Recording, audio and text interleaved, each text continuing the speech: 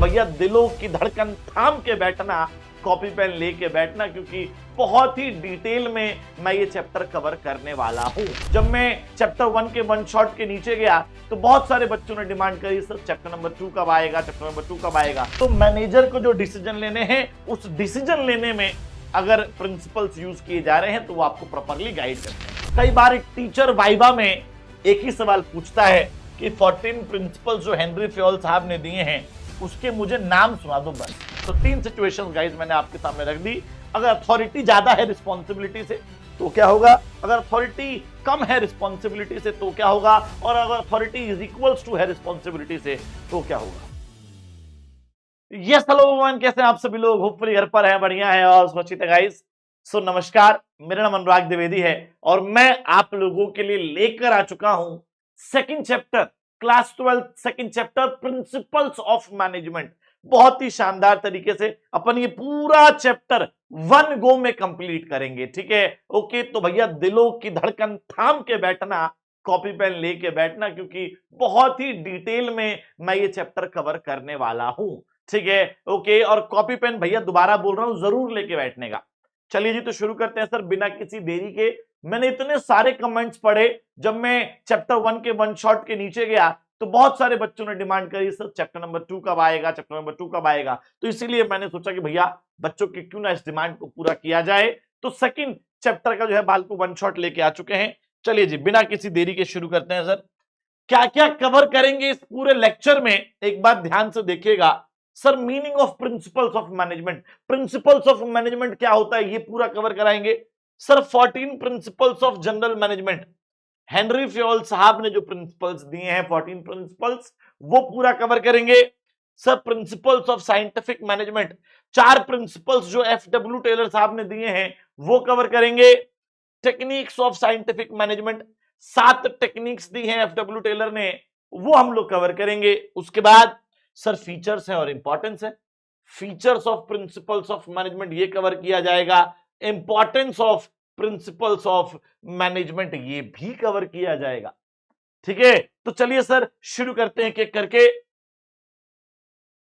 Yes sir, principles of management की definition की तरफ मूव करते हैं सर, ठीक है। प्रिंसिपल्स ऑफ मैनेजमेंट की क्या डेफिनेशन है एक बार इसके ऊपर ध्यान देते हैं सर, ठीक है। ओके, तो याद होगा बालको चैप्टर नंबर 1 में जब मैंने स्टार्ट किया था तो मैंने मैनेजमेंट की स्पेलिंग को तोड़ा था sir, manage plus man plus T, manage plus man plus T. और टी का मतलब क्या लिख सकते हैं गाइस हम लोग यहां पर, टी का मतलब लिख सकते हैं थिंग्स।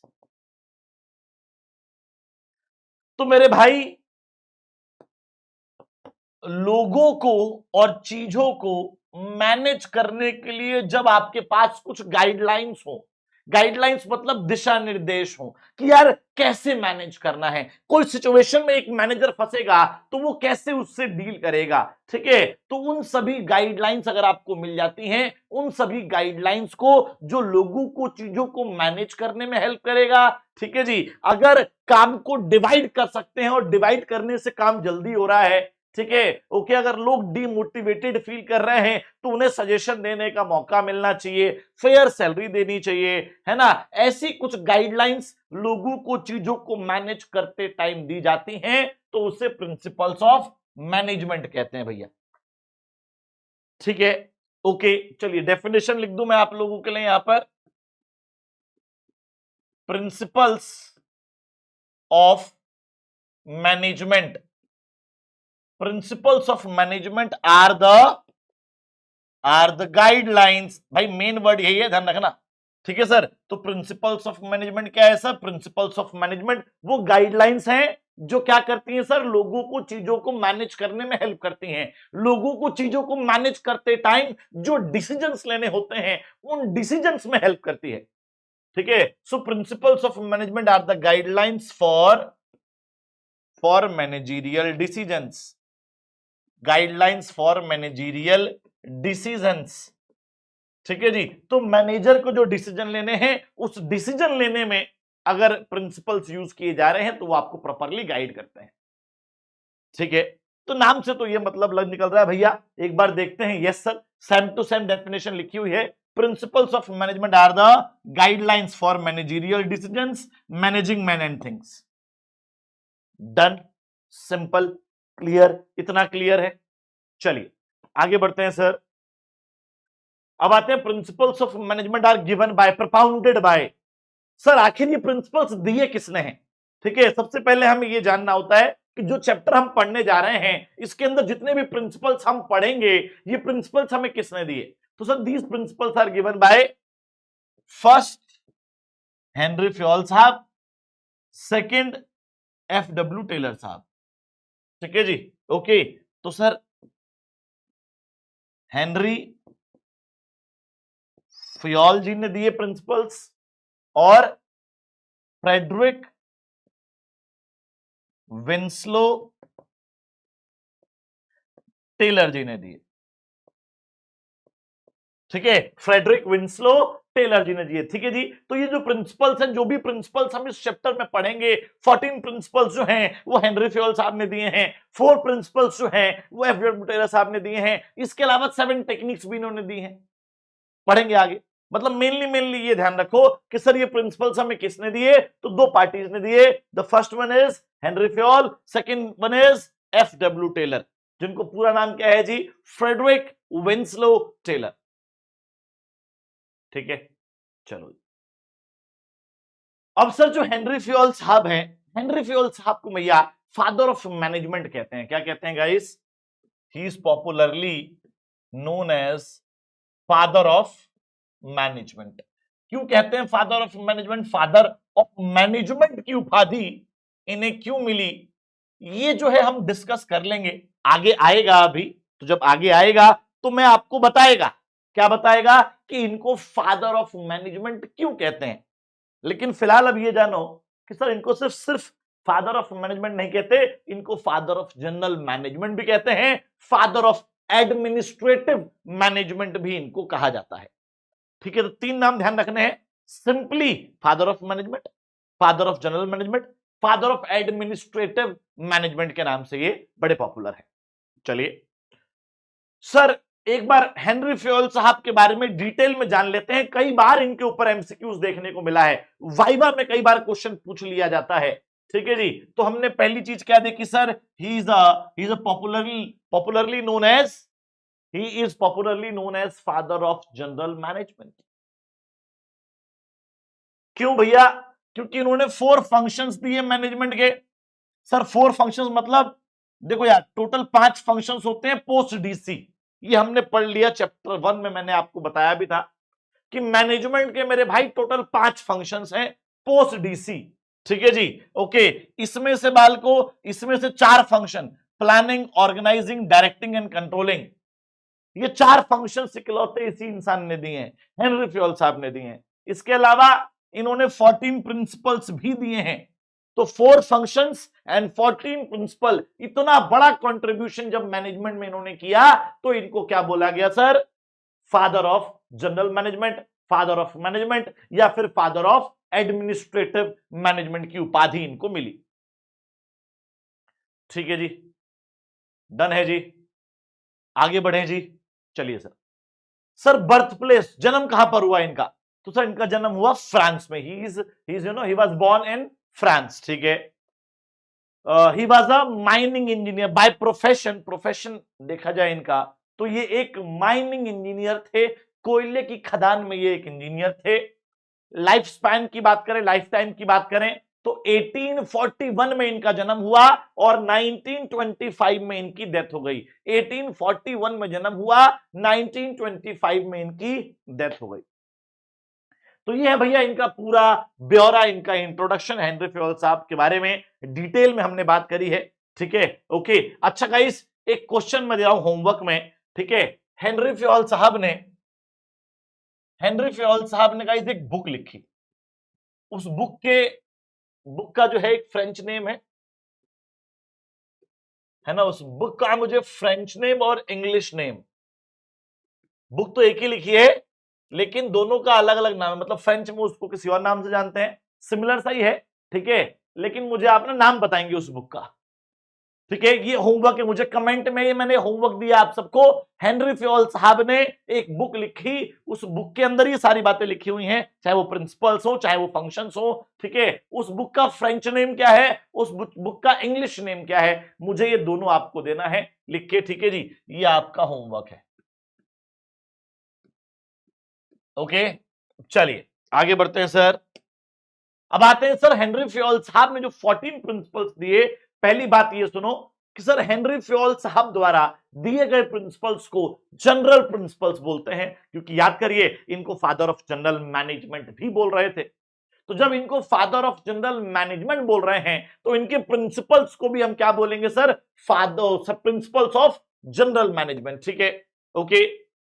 अच्छा, तो एफडब्ल्यू टेलर साहब के प्रिंसिपल्स को क्या बोलेंगे सर? एफडब्ल्यू टेलर साहब को फादर ऑफ साइंटिफिक मैनेजमेंट बोलते हैं, तो उनके प्रिंसिपल्स को साइंटिफिक प्रिंसिपल्स ऑफ मैनेजमेंट बोलेंगे, इनके प्रिंसिपल्स को जनरल प्रिंसिपल्स ऑफ मैनेजमेंट बोलेंगे। ठीक है, ओके, चलिए सर। तो टोटल 14 प्रिंसिपल्स हैं, और मैं आपको इसको याद करने की ट्रिक भी बताऊंगा, क्योंकि कई बार बच्चों ने हमसे डिमांड भी करी है सर कि निमोनिक्स दिया करो सर, एक्रोनिम्स दिया करो। ठीक है, ओके, तो भैया मैं आपको बहुत ही शानदार तरीके से याद रखने की ट्रिक बताऊंगा कि कैसे आपको ये 14 प्रिंसिपल्स टिप्स पे याद हो जाएंगे, टिप्स पे। ठीक है, टिप्स पे याद करने के लिए कोई ट्रिक दे रहा हूं सर। ट्रिक क्या है? दादू इज सो सिक्योर। क्या है जी ट्रिक? दादू इज सो सिक्योर। ठीक है जी, तो दादू इज सो सिक्योर, ये जो है बहुत शानदार ट्रिक है। ठीक है, इस ट्रिक का इस्तेमाल करके जैसे क्या होता है ना, कई बार एक टीचर वाइवा में एक ही सवाल पूछता है कि 14 प्रिंसिपल्स जो हेनरी फ्योल साहब ने दिए हैं उसके मुझे नाम सुना दो बस। और सबसे बड़ी गड़बड़ पता क्या होती है, हमें 14 के नाम ही याद नहीं हो पाते हैं, है ना। हमें याद अलग अलग सेपरेटली तो होते हैं, लेकिन एक बार में 14 प्रिंसिपल सुनाने हमें नहीं आते हैं। तो इसीलिए भैया मैंने एक ट्रिक निकाली आप लोगों के लिए, दादू इज सो सिक्योर। ठीक है, इस ट्रिक का इस्तेमाल करेंगे आप तो आपको 14 प्रिंसिपल्स टिप्स पे याद हो जाएंगे। ओके, चलो सर, तो शुरू करें। कौन कौन से हैं सर? डिवीजन ऑफ वर्क, हाँ जी सर, डिवीजन ऑफ वर्क एक प्रिंसिपल है। ठीक है, पढ़ेंगे डिटेल में इसको। अथॉरिटी एंड रिस्पॉन्सिबिलिटी एक प्रिंसिपल है, डिसिप्लिन एक प्रिंसिपल है, यूनिटी ऑफ कमांड एक प्रिंसिपल है। ठीक है, यूनिटी ऑफ डायरेक्शन एक प्रिंसिपल है, subordination of individual interest to general interest एक प्रिंसिपल है, रेम्यूनरेशन ऑफ एम्प्लॉइज एक ये प्रिंसिपल है।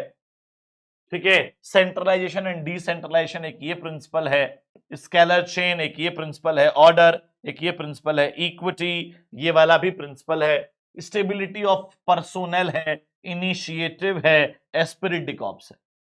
तो टोटल मेरे भाई ये 14 प्रिंसिपल्स हैं, और ये 14 प्रिंसिपल्स ही हमें डिटेल में पढ़ने हैं। ठीक है, हमें ये 14 के 14 प्रिंसिपल्स जो हैं तसल्ली से डिटेल में पढ़ने हैं। ठीक है, तो शुरू करें पहले प्रिंसिपल्स के साथ, बताइए प्लीज।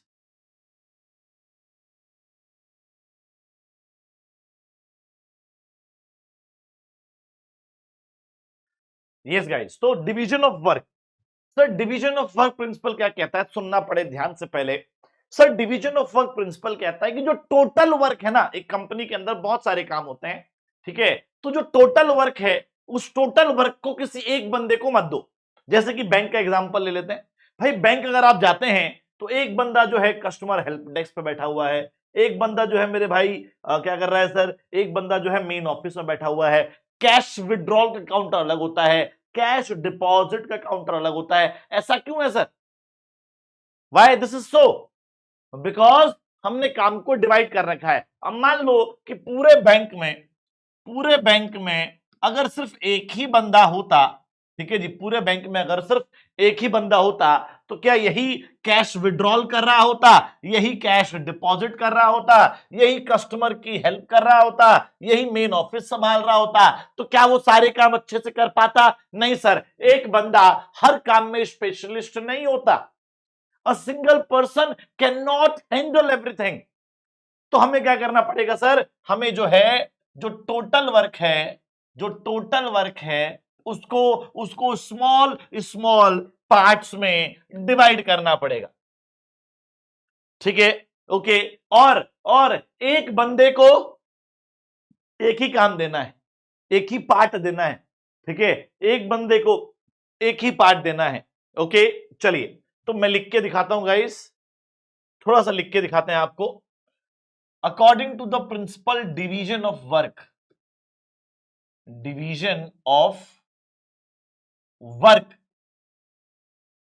प्रिंसिपल के अनुसार जो हमारा टोटल वर्क है, हाँ जी, according to the principle of division of work, जो हमारा टोटल वर्क है उसको हमें क्या करना है सर, उसको जो हमें है स्मॉल स्मॉल पार्ट्स में, स्मॉलर पार्ट्स में, है ना, डिवाइड करना है सर। ठीक है जी, हमने क्या किया, स्मॉल स्मॉल पार्ट्स में मेरे भाई काम को डिवाइड कर दिया। अच्छा, इस स्मॉल पार्ट्स को भी टास्क या फिर जॉब कहते हैं, ये पता होना चाहिए सर। होल वर्क का, टोटल वर्क के छोटे छोटे पार्ट्स का भी नाम है, ठीक है। ओके, तो जैसे जैसे कि भैया इधर देखो, ये रहा हेल्प डेस्क वाला जो काम है, ये भी एक टास्क और जॉब है। मेन ऑफिस का भी एक टास्क और जॉब है, ठीक है जी। Cash deposit is also a task और job, cash withdrawal is also a task of job, ठीक है। So according to this principle, total work should be divided into the smaller parts called task or job, and each individual, एक line लिख रहा हूं guys आप लोगों के लिए, क्या है वो line, each individual should be assigned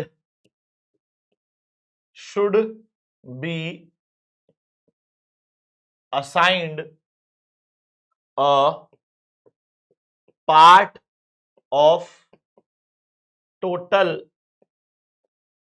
work, not the whole work। तो सर हर एक इंडिविजुअल को सर टोटल वर्क का एक पार्ट ही देना है, कैश डिपॉजिट, कैश विड्रॉल, एक एक पार्ट दो, एक एक बंदे को, एक एक पार्ट दो एक एक बंदे को, ना कि पूरा का पूरा काम दो, ठीक है। अब पढ़ के देखिए सर, यहां पर लिखा भी हुआ है, साफ साफ पढ़े sir. Division of work principle implies that the whole work should be divided into small parts and each individual should be assigned a part of total work, not the whole work। Same to same line है मेरे भैया, जो मैंने बोली वही same line लिखी हुई है। यहां पर बाल को एग्जाम्पल भी हमारा वाला ही लिखा हुआ है जो हमने अभी देखा, ठीक है, सेम टू सेम बाल को एग्जाम्पल भी लिखा हुआ है। Okay, done, clear. चलिए जी, अब अगर सर हम काम को डिवाइड करते हैं, डिवीजन ऑफ वर्क करते हैं, तो क्या क्या पॉजिटिव इफेक्ट हमें देखने को मिलेगा। तो मेरे भाई सबसे पहले तो स्पेशलाइजेशन देखने को मिलेगी।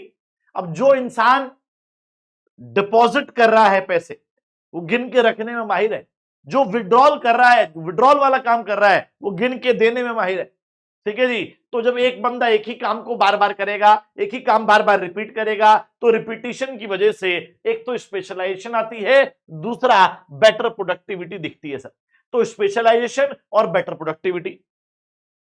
नेक्स्ट पे आइए सर, अगर हम ये प्रिंसिपल फॉलो नहीं करते हैं तो भैया स्पेशलाइजेशन देखने को नहीं मिलेगी, एफिशिएंसी देखने को नहीं मिलेगी, और रिसोर्सेज वेस्ट ज्यादा होंगे। अगर एक ही इंसान से सारे काम करवाओगे, वही कैश डिपॉजिट कर रहा है, वही विड्रॉल कर रहा है, वही पासबुक एंट्री कर रहा है, वही कस्टमर हेल्प डेस्क पे बैठा हुआ है, वही मेन ऑफिस जो है उसको मैनेज कर रहा है, तो भैया कर तो लेगा, एक ही बंदा सारे काम कर लेगा, लेकिन भागता रहेगा, एफिशिएंसी देखने को नहीं मिलेगी, वेस्टेज टाइम की, एफर्ट्स की ज्यादा होगी, ठीक है।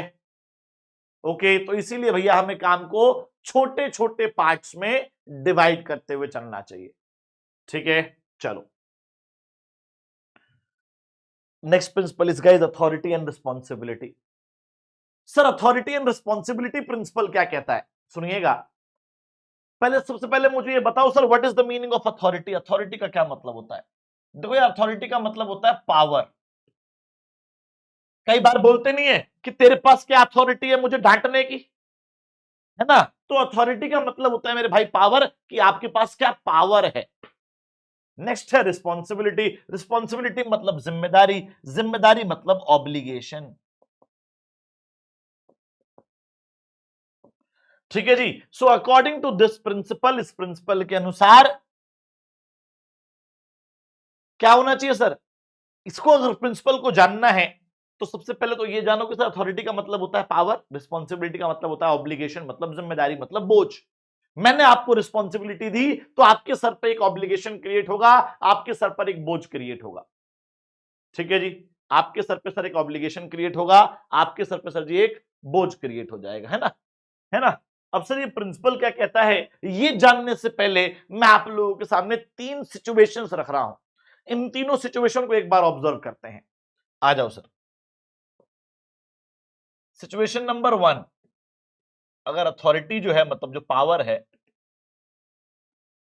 इज ग्रेटर देन, भाई जिधर मुंह खुला होता है वो बड़ा होता है, इज ग्रेटर देन रिस्पॉन्सिबिलिटी, तो रिजल्ट क्या आएगा। Second, if authority is less than, अब इधर इधर मुंह खुला हुआ है तो रिस्पॉन्सिबिलिटी बड़ी है, अथॉरिटी छोटी है, लेस देन रिस्पॉन्सिबिलिटी, तो रिजल्ट क्या होगा। And if authority is equals to responsibility, तो रिजल्ट क्या होगा। तो तीन सिचुएशंस गाइस मैंने आपके सामने रख दी।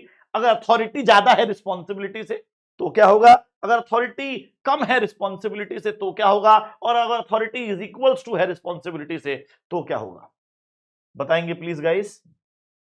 Yes, if authority is greater than responsibility, अगर अथॉरिटी ज्यादा है रिस्पॉन्सिबिलिटी से तो पावर ज्यादा हुई, रिस्पॉन्सिबिलिटी कम हुई। जब पावर ज्यादा होगी तो हम क्या करेंगे सर, पावर का मिसयूज करेंगे। अब मान लो आज आपके घर पे कोई नहीं है तो आप क्या करोगे, आप सारे दोस्तों को बुला लोगे, पार्टी करोगे, डिच्चिक डिच्चिक डिच्चिक डिच्चिक डिच्चिक डिच्चिक, है ना। ओके, तो सर क्या है जी, आप पावर का मिसयूज कर रहे हैं। ठीक है, तो अथॉरिटी ज्यादा होती है, रिस्पॉन्सिबिलिटी कम होती है, तो हम क्या करते हैं sir, misuse of power, misuse of power. ठीक है जी। ओके, अगला, if authority is less than responsibility, मतलब सर कि इस पर रिस्पॉन्सिबिलिटी ज्यादा है और पावर कम है। जब आपके पास रिस्पॉन्सिबिलिटी ज्यादा होगी, है ना, जिम्मेदारियां ज्यादा होंगी और पावर कम होगी, तो आप काम ही नहीं कर पाओगे क्योंकि पावर ही नहीं है। जब पावर ही नहीं होगी तो हम काम ही नहीं कर पाएंगे, और जब काम ही नहीं कर पाएंगे तो हमें ओवरबर्डन सा फील होगा।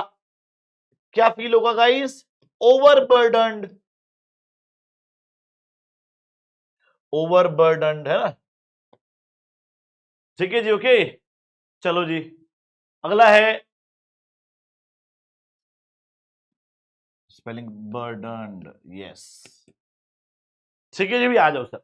अगला, authority is equals to responsibility. हाँ जी मेरे भाई, अगर authority is equals to responsibility है तो क्या होगा, मतलब सर अगर पावर बराबर है रिस्पॉन्सिबिलिटी के तो सर ना ही मिसयूज होगा ना ही ओवरबर्डन फील होगा। ठीक है जी, यही ये प्रिंसिपल कहता है। इस प्रिंसिपल के अनुसार देयर शुड बी बैलेंस और parity, equality between the authority and responsibility. Sir proper balance होना चाहिए अथॉरिटी और रिस्पॉन्सिबिलिटी के बीच में। ठीक है जी, इससे रिजल्ट क्या होगा सर, इसका रिजल्ट होगा optimum utilisation, optimum utilisation of power,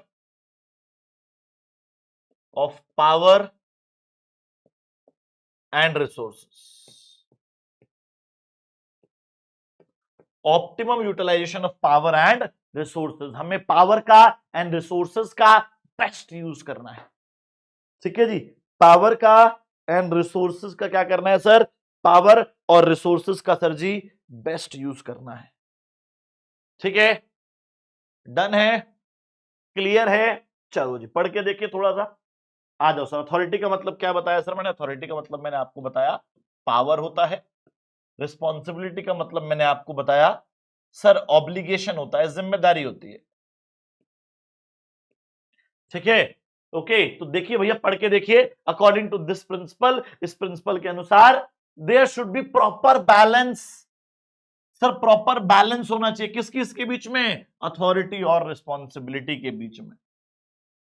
ठीक है, सर अगर हम ऐसा करते हैं तो क्या रिजल्ट आएगा इसका, क्या रिजल्ट आएगा इसका, जल्दी बताओ। हाँ जी, अगर हम ऐसा करते हैं तो ध्यान से देखिए, पॉजिटिव इंपैक्ट ऑलरेडी लिख रखा है। सर नो मिसयूज, भाई मिसयूज नहीं कर पाएंगे। दूसरा, परफॉर्मेंस अच्छी हो पाएगी, ओवरबर्डन फील नहीं होगा। लेकिन अगर आप ये प्रिंसिपल फॉलो नहीं करते हो, ठीक है, अगर आप अथॉरिटी और रिस्पॉन्सिबिलिटी के बीच में बैलेंस मेंटेन नहीं करते हो, तो आपको मिसयूज ऑफ पावर देखने को मिलेगा और ओवरबर्डन देखने को मिलेगा। ठीक है जी, डन है जी, क्लियर है जी। चलो आगे बढ़ते हैं sir. Next principle is discipline. Sir discipline क्या होता है? सर जो हमने कभी फॉलो ही नहीं किया। क्या पूछते हो सर, आप भी हैं? तो मेरे भाई डिसिप्लिन वो होता है जिसके अंदर रूल्स, रेगुलेशन, ऑर्डर, कमिटमेंट्स हो, और आपको वो rules, regulation, order, commitments obey करने हो, फॉलो करने हो, that is known as a discipline. पढ़ के देखिए सर, देखो यहां पर भी ये बॉस जो है अपने एम्प्लॉइज को रूल्स, रेगुलेशंस, है ना, ऑर्डर एंड कमिटमेंट्स। अभी एग्जांपल दूंगा बड़ा शानदार सा, ठीक है, और वो सिर्फ एग्जांपल नहीं होगा, वो एक एग्जाम में आया हुआ क्वेश्चन भी होगा। तो sir rules, regulations, commitments, order, इन सबको ऑबे, फॉलो करने के है ना जी भैया, मेथड को क्या बोलते हैं सर? डिसिप्लिन बोलते हैं। So discipline is a situation, discipline is a manner, ठीक है जी, in which the members, the employees, the managers have to obey the rules, regulation, order and commitments. ठीक है, चलिए एग्जांपल देके समझाता हूं। एक कंपनी थी भैया, है ना, एबीसी लिमिटेड, 20 साल से अच्छा प्रॉफिट कमा रही थी, बट इस साल की स्टार्टिंग से ही कंपनी को बहुत ज्यादा लॉसेस हो रहे हैं। तो कंपनी ने क्या किया, कंपनी ने एक नया मैनेजर हायर किया। उस नए मैनेजर ने पहले ही दिन वर्कर्स के साथ मीटिंग करी, वर्कर्स को अप्रिशिएट किया कि यार वर्कर्स देखो, कोई भी कंपनी जो है वो ग्रो और सर्वाइव सिर्फ आप लोगों के एफर्ट्स की वजह से करती है। कोई भी कंपनी जो है सक्सेसफुल सिर्फ एम्प्लॉयज के एफर्ट से ही बनती है। तो भैया ये आपकी जिम्मेदारी है, ये आपकी रिस्पॉन्सिबिलिटी है कि आपको आपको जो है इन सब के ऊपर काम करना है, कंपनी को लॉस से बाहर निकालना है। आप ही हमें लॉस से बाहर निकाल सकते हो। और मैं प्रॉमिस करता हूं, एज अ मैनेजर मैं प्रॉमिस करता हूं कि जिस दिन आप लोगों ने कंपनी को लॉस से बाहर निकाल दिया, हम आपको डबल सैलरी देंगे। वर्कर्स मोटिवेटेड फील करने लगे, वर्कर्स ने ओवर टाइम किया, हार्ड वर्क किया, और 3 महीने के अंदर ही कंपनी को लॉस से बाहर निकाल दिया। वर्कर्स खुश हो गए कि अब मालिक के पास जाएंगे, मैनेजर के पास जाएंगे और मैनेजर को बोलेंगे कि भैया हमने जो कर दिखाया, लाओ डबल सैलरी लाओ। तो मैनेजर ने बोला आप कौन, कहां मिलाया फोन, आपका क्या नाम है, हमसे क्या काम है, आपके पास हमारा नंबर आया कैसे? ठीक है जी, तो मतलब उसने प्रॉमिस तोड़ दिया। Which principle of management is violated है? कौन सा प्रिंसिपल मैनेजमेंट का यहां पर वायलेटेड है? 90% बच्चे लिखते हैं रेम्युनरेशन ऑफ एम्प्लॉइज, कि सर सैलरी नहीं दी, डबल सैलरी देने की बात हुई थी, फेयर सैलरी नहीं दे रहा है, आंसर रेम्युनरेशन। गलत, नंबर कट जाएंगे भैया, आंसर डिसिप्लिन आएगा। सर सैलरी नहीं दे रहे, डबल सैलरी नहीं दे रहे हैं, तो आंसर डिसिप्लिन कैसे आएगा? भैया देखो सैलरी तो दे रहा है, जितनी सैलरी जो डिजर्विंग थी वो तो मिल ही रही है, लेकिन जो डबल सैलरी का प्रॉमिस था, जो डबल सैलरी का कमिटमेंट था, वो कमिटमेंट तोड़ दिया, और कमिटमेंट तोड़ने को डिसिप्लिन तोड़ना बोलते हैं। इसीलिए आंसर रेम्युनरेशन नहीं आएगा, आंसर आएगा सर डिसिप्लिन।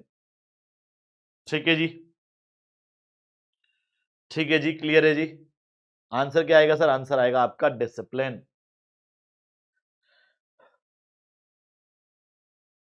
डन है जी, चलो सर आगे बढ़ते हैं, पढ़ के देखते हैं sir. Discipline refers to obedience, obey करना किसको? रूल्स को, रेगुलेशंस को, एंड कमिटमेंट्स को, ऑर्डर्स को। ताकि कंपनी जो है सिस्टमैटिक वर्किंग कर सके, कंपनी के अंदर सारे काम सिस्टमैटिक मैनर में स्मूथली अच्छे से हो सके। सर अगर हम ये प्रिंसिपल फॉलो करते हैं, अगर हम कंपनी के अंदर डिसिप्लिन मेंटेन करते हैं, तो कंपनी के अंदर डिसिप्लिन मेंटेन करने से एफिशिएंसी बढ़ती है। सर प्रॉपरली काम होता है, प्रॉपर तरीके से हर एक सिस्टमैटिक मैनर में प्रॉपर वर्किंग देखने को मिलती है। सर अगर हम डिसिप्लिन मेंटेन नहीं करेंगे तो कंफ्यूजन होगा, क्योस क्योस मतलब हॉच पॉच, मतलब मिक्सअप हो जाएगा सब कुछ, और प्रोडक्टिविटी भी कम हो जाएगी। ठीक है जी, ओके। डिसिप्लिन से जो है ना मेंटेन करने से प्रोडक्टिविटी खराब हो जाती है। चलो आगे बढ़ते हैं सर, नेक्स्ट पे आते हैं sir, unity of command. Sir unity of command principle क्या कहता है? Anyone can tell me the meaning of unity of command? Anyone? What is the meaning of unity of command? सुनिएगा प्लीज, बड़े ध्यान से समझा रहा हूं, ठीक है? सिंपल पहले देसी भाषा में समझाता हूं। एक होता है भैया सबऑर्डिनेट,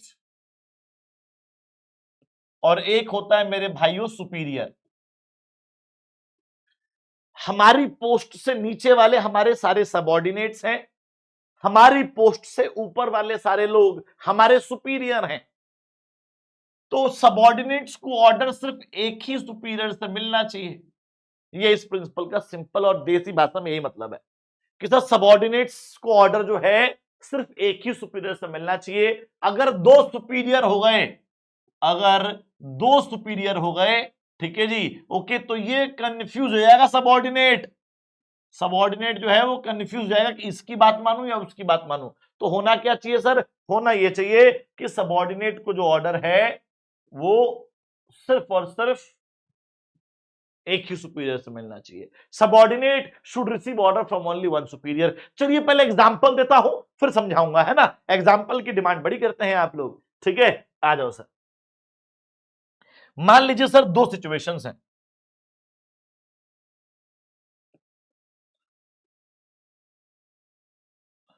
सर दो सिचुएशंस हैं, ठीक है जी, ओके। एक है सिचुएशन 1,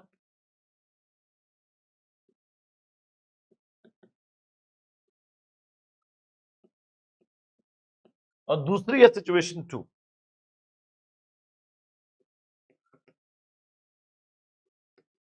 सिचुएशन 2, सिचुएशन 1 में क्या हुआ सर? सिचुएशन 1 के अंदर जो है एक एम है, एम मतलब एक मार्केटिंग मैनेजर है, एक मार्केटिंग मैनेजर है, ठीक है जी, जो एस, एस मतलब सेल्समैन, एस का मतलब क्या हुआ जी? सेल्समैन को ऑर्डर देता है सर। सिचुएशन 1 में A1, सिचुएशन 1 में एक मार्केटिंग मैनेजर है एम नाम का, वो एक एस नाम के बंदे सेल्समैन को ऑर्डर देता है क्या?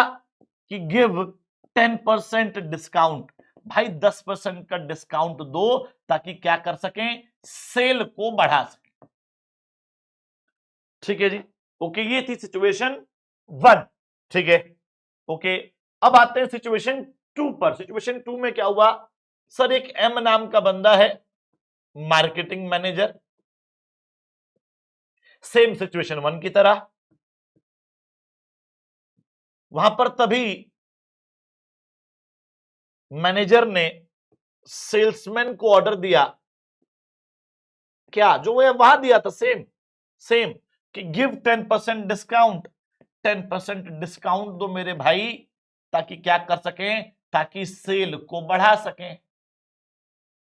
लेकिन तभी वहां पर जो है एक एफ नाम का बंदा आता है, F finance manager, finance manager. और फाइनेंस मैनेजर ने भी ऑर्डर दे दिया सेल्समैन को, भैया क्या?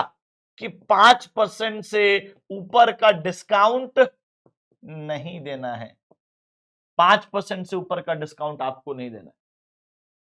अब बताओ सर, सेल्समैन कंफ्यूज नहीं हो जाएगा कि मार्केटिंग मैनेजर की मानूं या फाइनेंस मैनेजर की? मार्केटिंग मैनेजर की मानता हूं तो मार्केटिंग मैनेजर कह रहा है कि 10% का डिस्काउंट दो, और फाइनेंस मैनेजर कह रहा है कि भैया 5% से ऊपर का डिस्काउंट ही नहीं देना। तो अब तो ये कंफ्यूज हो जाएगा ना कि भैया इसकी मानूं या उसकी मानूं। To whom he should obey first, उससे पहले किसकी बात माननी चाहिए? ये कंफ्यूज हो जाएगा। तो ये सिचुएशन अनडिजायरेबल है, ठीक है जी। Okay, this situation is undesirable, undesirable situation है ये, है ना। ये सिचुएशन कंपनी में नहीं होनी चाहिए। सर क्या सिचुएशन होनी चाहिए फिर? सर ये वाली सिचुएशन होनी चाहिए। ये सिचुएशन क्या कहती है? ये सिचुएशन कहती है कि सबऑर्डिनेट्स जो है ना, salesman subordinates should receive order from only one superior, ठीक है। आइए सर पढ़ के देखते हैं। अब दो लोग कमांड कर रहे हैं, ये बंदा अलग कह रहा है सर फाइनेंस मैनेजर जो है, फाइनेंस मैनेजर अलग कमांड कर रहा है, ठीक है। सर मार्केटिंग मैनेजर अलग कमांड कर रहा है। तो ऐसा कंपनी के अंदर नहीं होना चाहिए, ठीक है जी। पढ़ के देखते हैं sir. Every worker should receive orders and instructions from one superior only. सिर्फ एक ही सुपीरियर से ऑर्डर्स एंड इंस्ट्रक्शंस मिलने चाहिए। If a subordinate receive orders from more than one superior, अगर एक से ज्यादा सुपीरियर ऑर्डर देते हैं, then he will find it extremely difficult to decide as to whom he should obey first। उसे पहले किसकी बात माननी चाहिए ये डिसाइड करने में उसको बहुत ज्यादा तकलीफ होगी, बहुत ज्यादा डिफिकल्टी होगी। तो ये सिचुएशन नहीं होनी चाहिए, ठीक है जी। सेम टू सेम बाल को हमारा वाला एग्जांपल दे रखा है यहां पर, ठीक है। तो उसको पढ़ने की जरूरत नहीं, क्योंकि पिछले पेज पर ही डायग्रामेटिकली मैंने एग्जांपल देके आपको समझा दिया। चलिए अब आते हैं जी पॉजिटिव इंपैक्ट। सर जी पॉजिटिव इंपैक्ट क्या होता है जी? पॉजिटिव इंपैक्ट, अगर मैं ये प्रिंसिपल फॉलो करूंगा तो सबऑर्डिनेट को कंफ्यूजन नहीं होगी कि to whom he should obey first, उसे किसकी बात माननी है, और कॉन्फ्लिक्ट भी नहीं होंगे। कॉन्फ्लिक्ट्स किसके बीच में? सर सुपीरियर्स के बीच में। सुपीरियर 1 और सुपीरियर 2 के बीच में जो है लड़ाइयां भी नहीं देखने को मिलेंगी।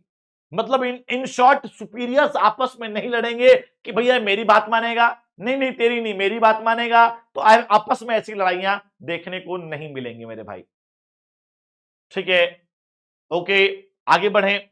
लेकिन अगर आपने ये प्रिंसिपल फॉलो नहीं किया तो कंफ्यूजन भी होगा, क्योस भी होगा, और लड़ाइयां भी होंगी,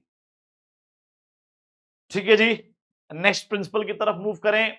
सर नेक्स्ट प्रिंसिपल है unity of direction. Sir unity of direction principle क्या कहता है? सुनिएगा और समझिएगा, सिंपल देसी भाषा में समझा देता हूं।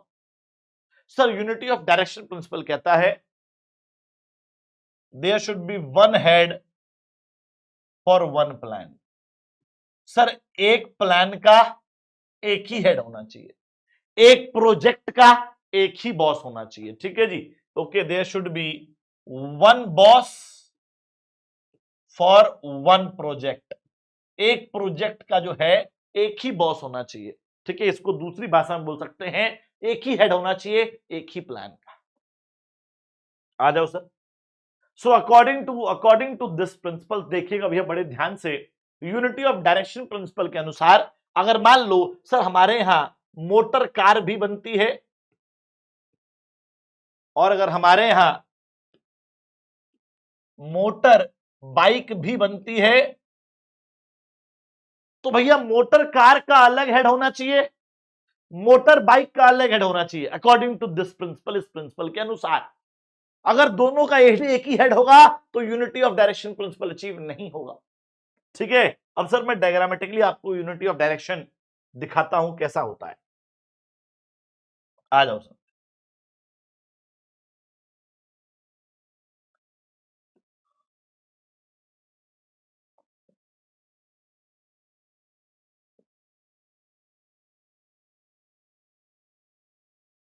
हाँ जी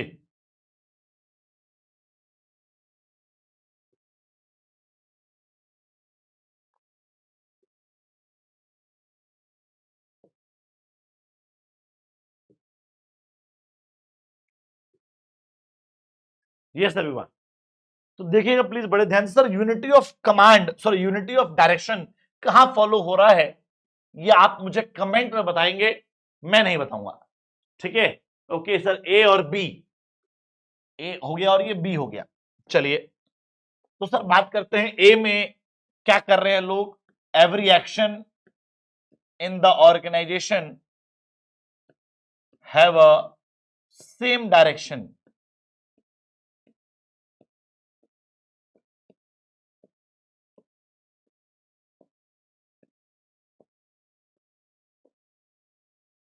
हाँ जी, every action in the organisation have a same direction. ठीक है जी, let's talk about this one.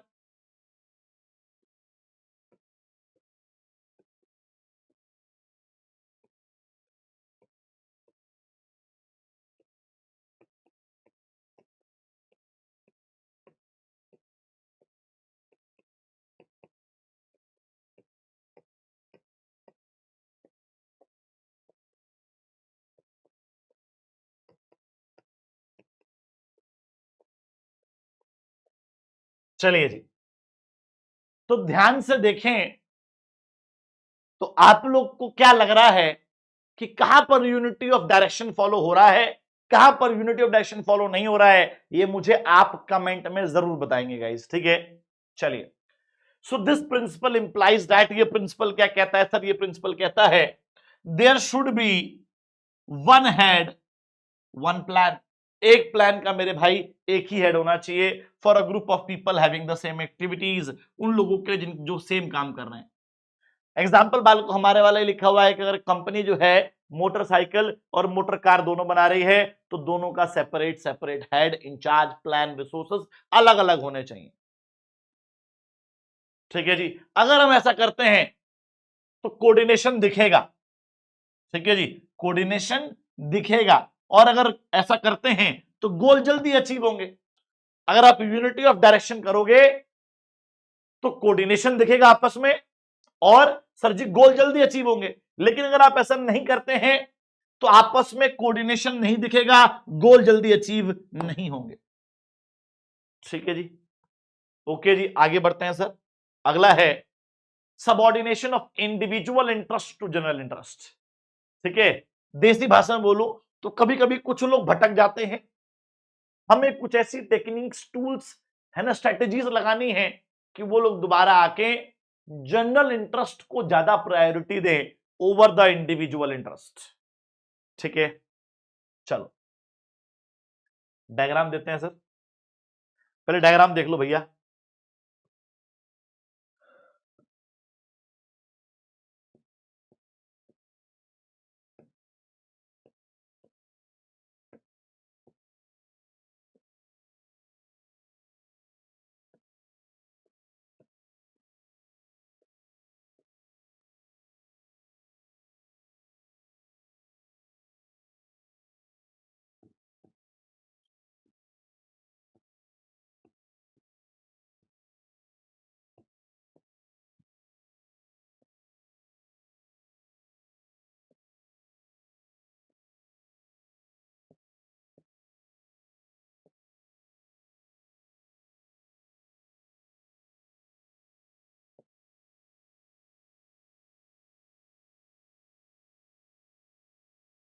हाँ जी गाइस, तो ये डायग्राम जो है आपको भी बनाना है, ऐसा नहीं कि सिर्फ हमें ही बनाना है डायग्राम, है ना।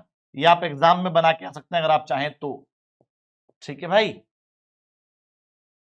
तो हम ये डायग्राम जो है आप सबके लिए बना रहे हैं, और ये डायग्राम आपको आसानी से मिलेगा नहीं, तो प्लीज इसको जरूर बनाइएगा, बुक में भी नहीं मिलेगा आपको ऐसा डायग्राम। ठीक है, ओके।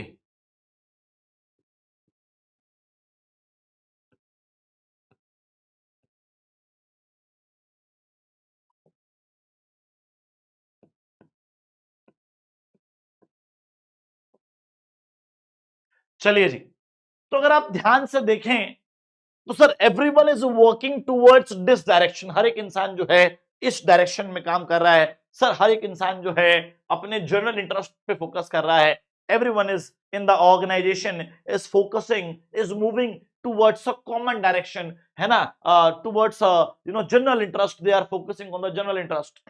बट सम पीपल, कभी कभी कुछ लोग कंपनी के इंटरेस्ट के अगेन काम करने लगते हैं, जिससे नुकसान कंपनी को होता है, और वो सिर्फ अपने इंडिविजुअल फायदे पे फोकस करते हैं। अभी हाल फिलहाल में गाइस कुछ टाइम पहले एक बड़ा रील वायरल हुआ था, पेंगुइन वाला। सब लोग जो है जिंदगी की तलाश में, जिंदगी की जद्दोजहद में एक साथ एक डायरेक्शन में जा रहे थे, जहां लाइफ अच्छी थी, खाना पीना परिवार सब कुछ था, लेकिन एक पेंगुइन सडनली अलग डायरेक्शन में जाने लगा। He was only focusing on the individual interest and he was ignoring the general interest. तो ऐसा नहीं होना चाहिए। ठीक है जी, कंपनी के अंदर हमें क्या करना है सर, हमें जो है अब जनरल इंटरेस्ट पे फोकस करना है। एग्जाम्पल सुनो बड़े ध्यान से सर। एग्जाम्पल ये है, एग्जाम्पल सुनना भैया, कि एक रोहित नाम का बंदा है जो कि एक कंपनी में परचेज मैनेजर है, रॉ मटेरियल वगैरह परचेज करता है। ठीक है, तो वो जानबूझकर अपने भाई की दुकान से रॉ मटेरियल खरीद रहा है, जो कि एक सप्लायर है मार्केट में, 2 रुपए महंगा। मतलब उस अपने भाई की दुकान से रॉ मटेरियल खरीद रहा है जो कि 2 रुपए महंगा दे रहा है, लेकिन फिर भी खरीद रहा है, जबकि वही raw material same quality market में 2 रुपए सस्ती है, बट फिर भी रोहित परचेज मैनेजर अपनी भाई की दुकान से ही खरीद रहा है। क्यों? क्योंकि उससे इंडिविजुअल इंटरेस्ट उसको फायदा हो रहा है, लेकिन उससे कंपनी को तो लॉस हो रहा है ना भाई। तो हमें ऐसा नहीं करना है, हमें कंपनी के इंटरेस्ट के बारे में सोचना है, इंडिविजुअल इंटरेस्ट को प्रायोरिटी कम देनी है, जनरल इंटरेस्ट के ऊपर प्रायोरिटी ज्यादा देनी है कंपनी के अंदर। ठीक है, पढ़ के देखेंगे आप। Sir, the interest of an organisation, the interest of an organisation should take priority over the interest of an individual person. Same बात को जो हमने रोहित वाला एग्जांपल दिया वो यहां पर लिखा हुआ है। ठीक है जी, ओके। चलिए, अगर मैं ये प्रिंसिपल फॉलो करता हूं, अगर मैं कुछ ऐसे टेक्निक्स टूल्स यूज करता हूं कि हम लोग भी जो है जनरल इंटरेस्ट पे फोकस करने लगे, तो गोल जल्दी अचीव होंगे, क्योंकि सब लोग एक ही डायरेक्शन में काम करेंगे, तो कोऑर्डिनेशन भी देखने को मिलेगा, है ना। तो गोल जल्दी अचीव होंगे, क्योंकि कुछ मछलियां जो उधर जा रही थी, अगर वो भी आके हमसे मिल जाएंगी तो गोल जल्दी अचीव होगा, और कोऑर्डिनेशन भी देखने को मिलेगा कंपनी के अंदर, कि भैया सब लोग एक ही डायरेक्शन में काम कर रहे हैं, सब लोग के अंदर यूनिटी है ना, जनरल इंटरेस्ट पे फोकस किया जा रहा है। ओके, चलिए सर, नेक्स्ट है, अगर मैं ये प्रिंसिपल फॉलो नहीं करता हूं, अगर मैं ये प्रिंसिपल तोड़ देता हूं, तो सर कंपनी का गोल सफर करेगा और एम्प्लॉयज रुकावटें पैदा करेंगे, जो कि ऑलरेडी कर रहे हैं। ठीक है, रेसिस्टेंस का मतलब होता है मेरे भाई रुकावट। तो ये लोग जो है गाइस रुकावट पैदा करते हैं। नेक्स्ट आ जाओ सर। नेक्स्ट है remuneration of employees. Sir, remuneration of employees क्या कहता है? रेम्युनरेशन ऑफ एम्प्लॉइज प्रिंसिपल कहता है कि हमें एम्प्लॉइज को क्या करना चाहिए सर? फेयर सैलरी देनी चाहिए। देसी भाषा में तो यही मतलब है। क्या देनी है मेरे भाई? फेयर सैलरी जो है हमें एम्प्लॉइज को देनी है। So according to this principle we should give the fair salary to the employees. ठीक है, ओके। रेम्युनरेशन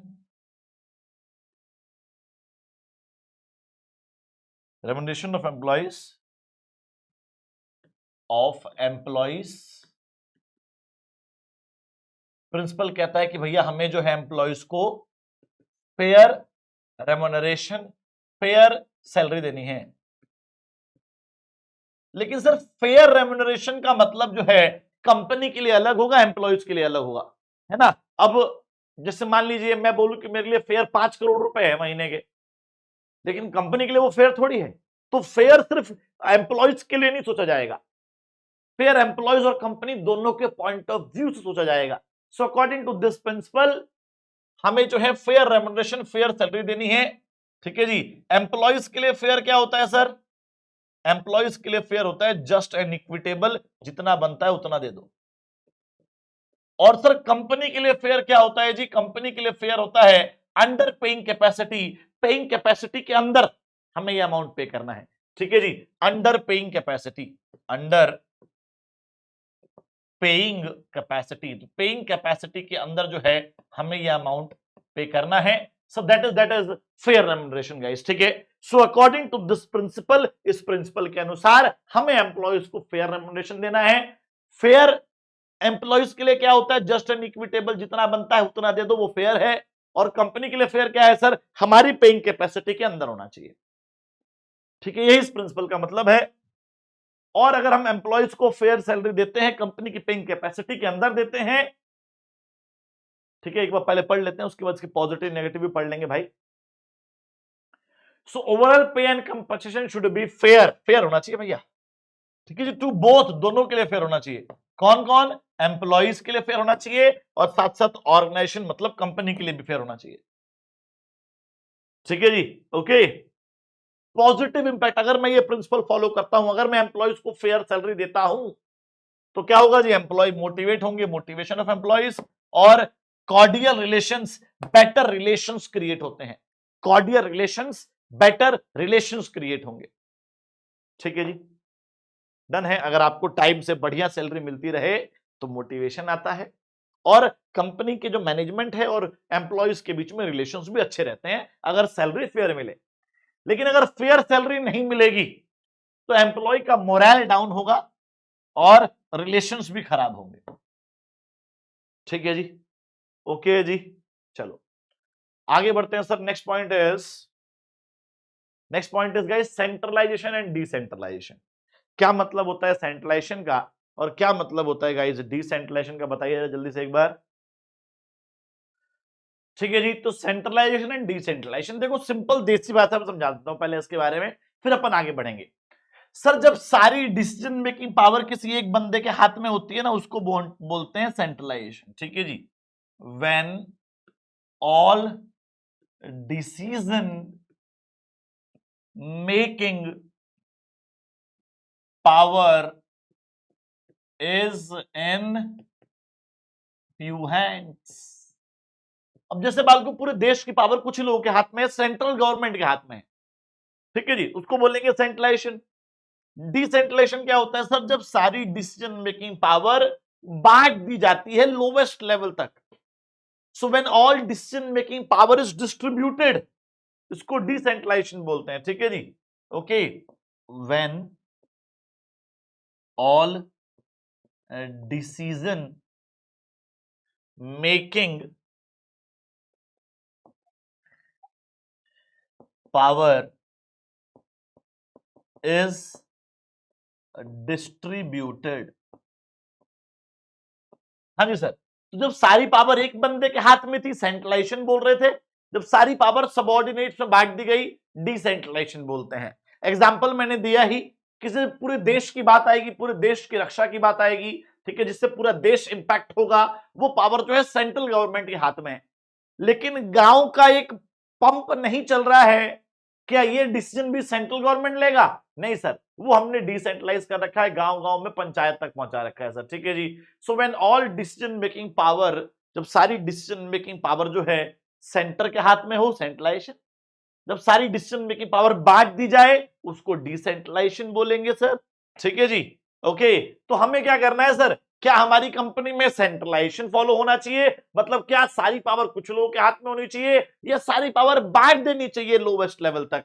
आप बताइए भैया, क्या होगा? तो मेरे भाई, हमें जो है सारी डिसीजन मेकिंग पावर जो है अपने पास भी रखनी चाहिए, अगर इंपॉर्टेंट डिसीजन है, बड़े बड़े डिसीजन है तो।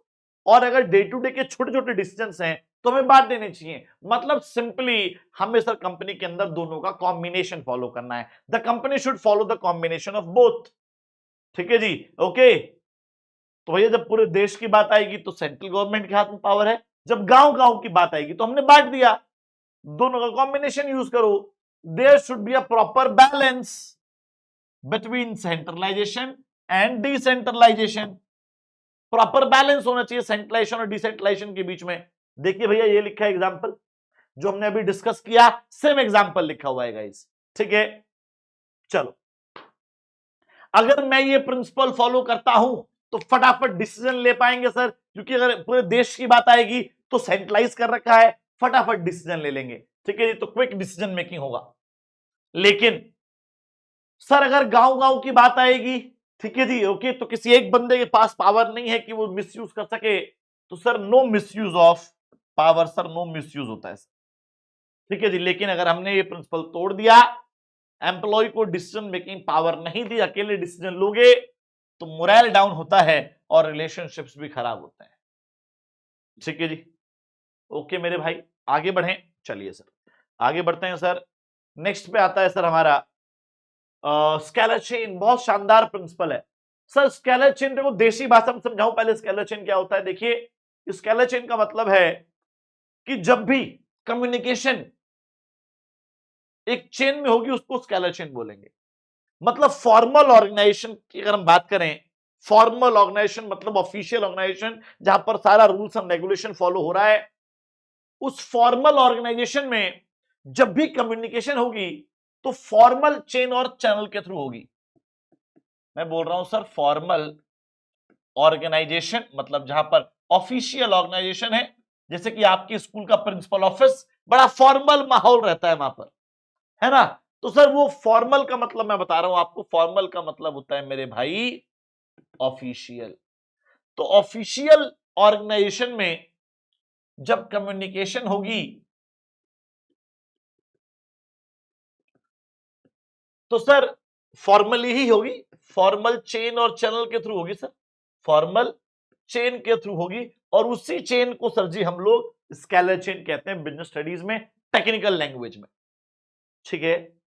ओके, तो देखिए भैया, अगर ई को एल से बात करनी है, ई को अगर एल से बात करनी है तो ई जाएगा डी के पास, डी जाएगा सी के पास, सी जाएगा बी के पास, बी से वो इंफॉर्मेशन जाएगी ए के पास, ए से पास होकर वो इंफॉर्मेशन पहुंचेगी एल के पास। So whenever a communication takes place in a chain, this chain is known as a scalar chain। हम डायरेक्टली बात नहीं कर सकते, डायरेक्टली जो है ई जो है वो एल से बात नहीं कर सकता है, कम्युनिकेशन एक चेन में ही होगी। फॉर्मल ऑर्गेनाइजेशन में कम्युनिकेशन इसी चेन, इसी पैटर्न के थ्रू होती है, और इसी पैटर्न, इसी चेन को हम लोग स्केलर चेन कहते हैं। लेकिन अब मान लो सर इमरजेंसी हो गई, तो क्या इमरजेंसी में भी ये चेन फॉलो करेंगे? नहीं सर, इमरजेंसी में ये चेन फॉलो करने की जरूरत नहीं है। अगर आप चाहें तो इस चेन को तोड़ सकते हैं sir, if you want you can break this chain sir, ठीक है जी। ओके, अब इमरजेंसी है तो डी जो है डायरेक्टली एन से बात कर सकता है। कंडीशन क्या है सर? दोनों पार्टी सेम लेवल पे होनी चाहिए, both the parties must be at the same level, both the parties must be at the same level, ठीक है जी। And this is known as, this term is known as gang plank. इस term को sir जी हम लोग gang plank कहते हैं, ठीक है। So you know the persons holding at the same level, if they want to break the chain, if they want to break the scalar chain, they can do so in case of emergency, but the condition is both the parties must be at the same level। मतलब D जो है वो N से ही बात कर सकता है, D M से नहीं कर सकता, डी ओ से नहीं कर सकता। लेकिन एक और एक्स्ट्रा पॉइंट बताता हूं आपको, डी जो है अल्टीमेट बॉस से भी बात कर सकता है। मतलब कि जिस लेवल पे कम्युनिकेशन ब्रेक किया जा रहा है, एक तो वो आपस में बात कर सकते हैं और वो अल्टीमेट बॉस से भी बात कर सकते हैं, इस बात का ध्यान रखना।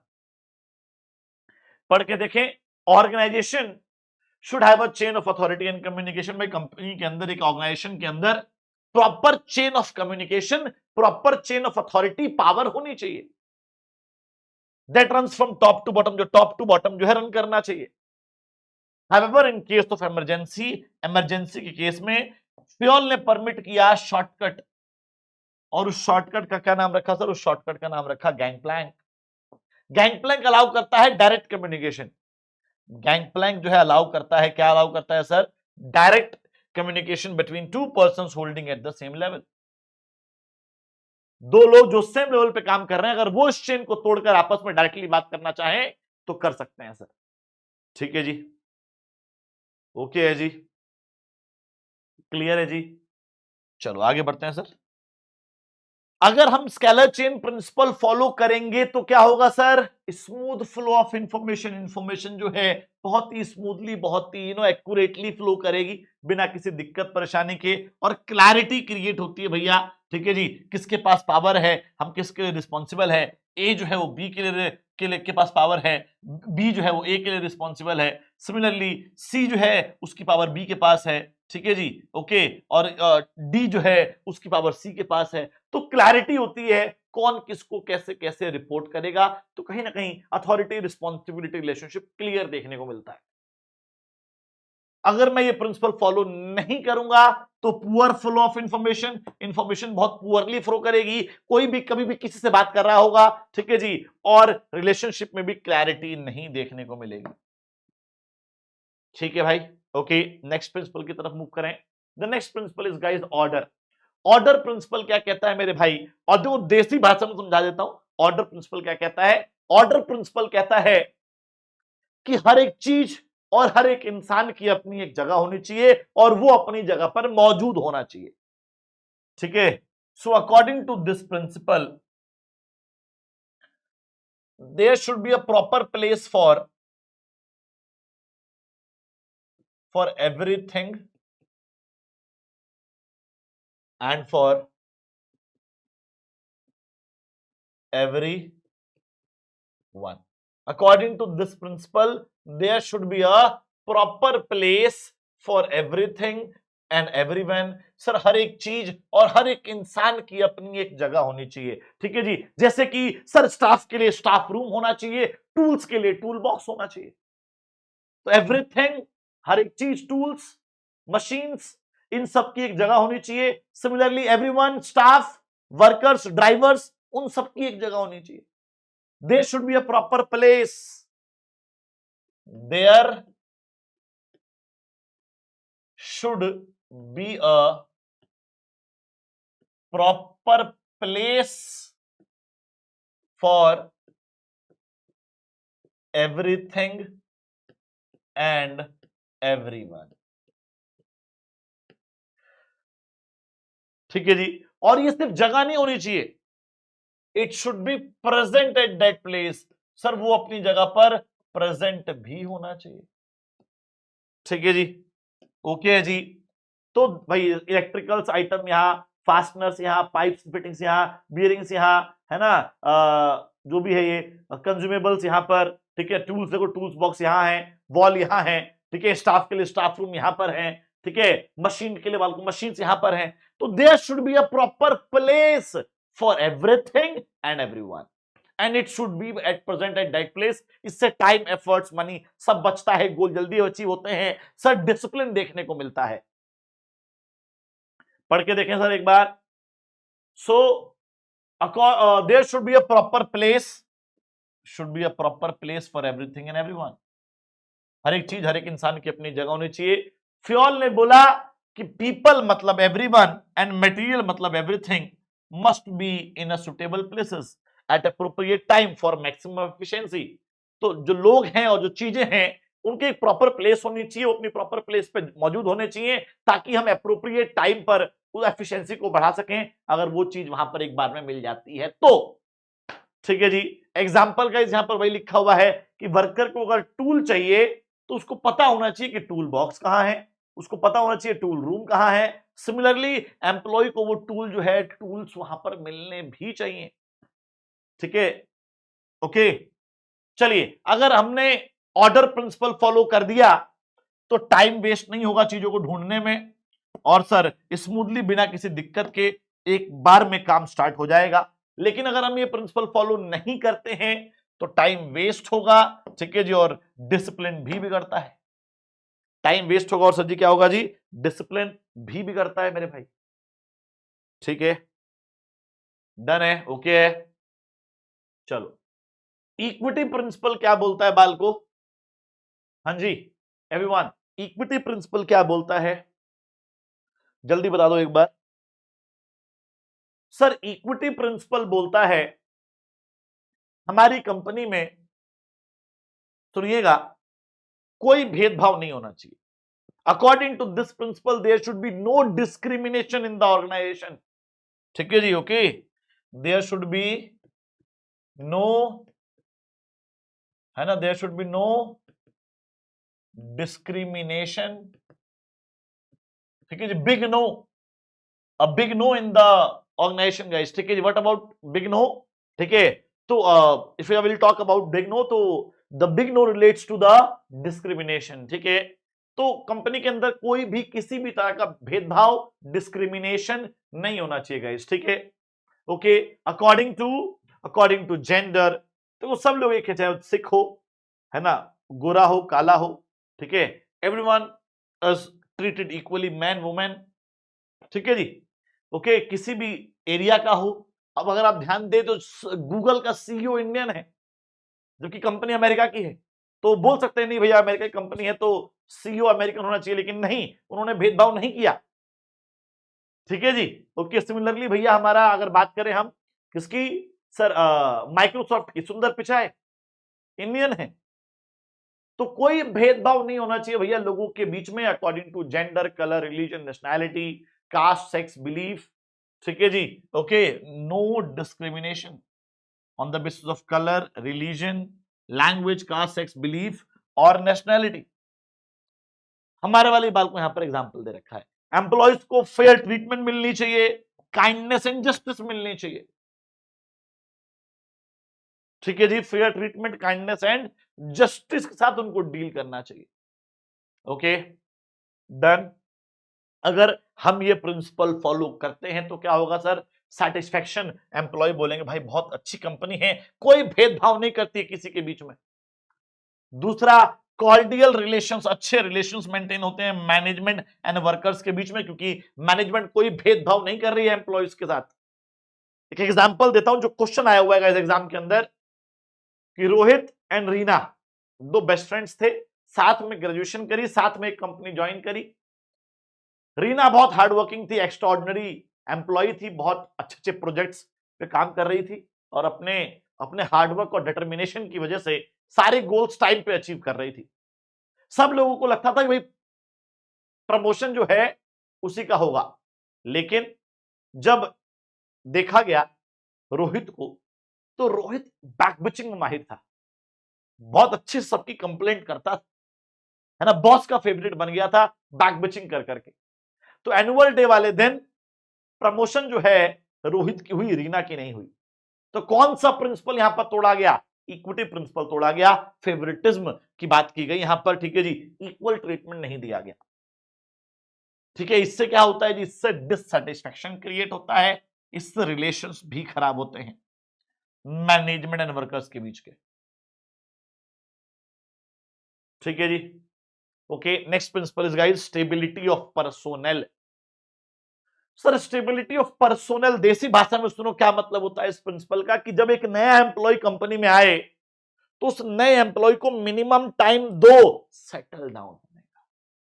ठीक है, तो जब भी एक नया एम्प्लॉय कंपनी के अंदर आ रहा है तो उसको मिनिमम टाइम मिलना चाहिए सेटल डाउन होने का, उसके बाद हमें उससे रिजल्ट एक्सपेक्ट करना चाहिए।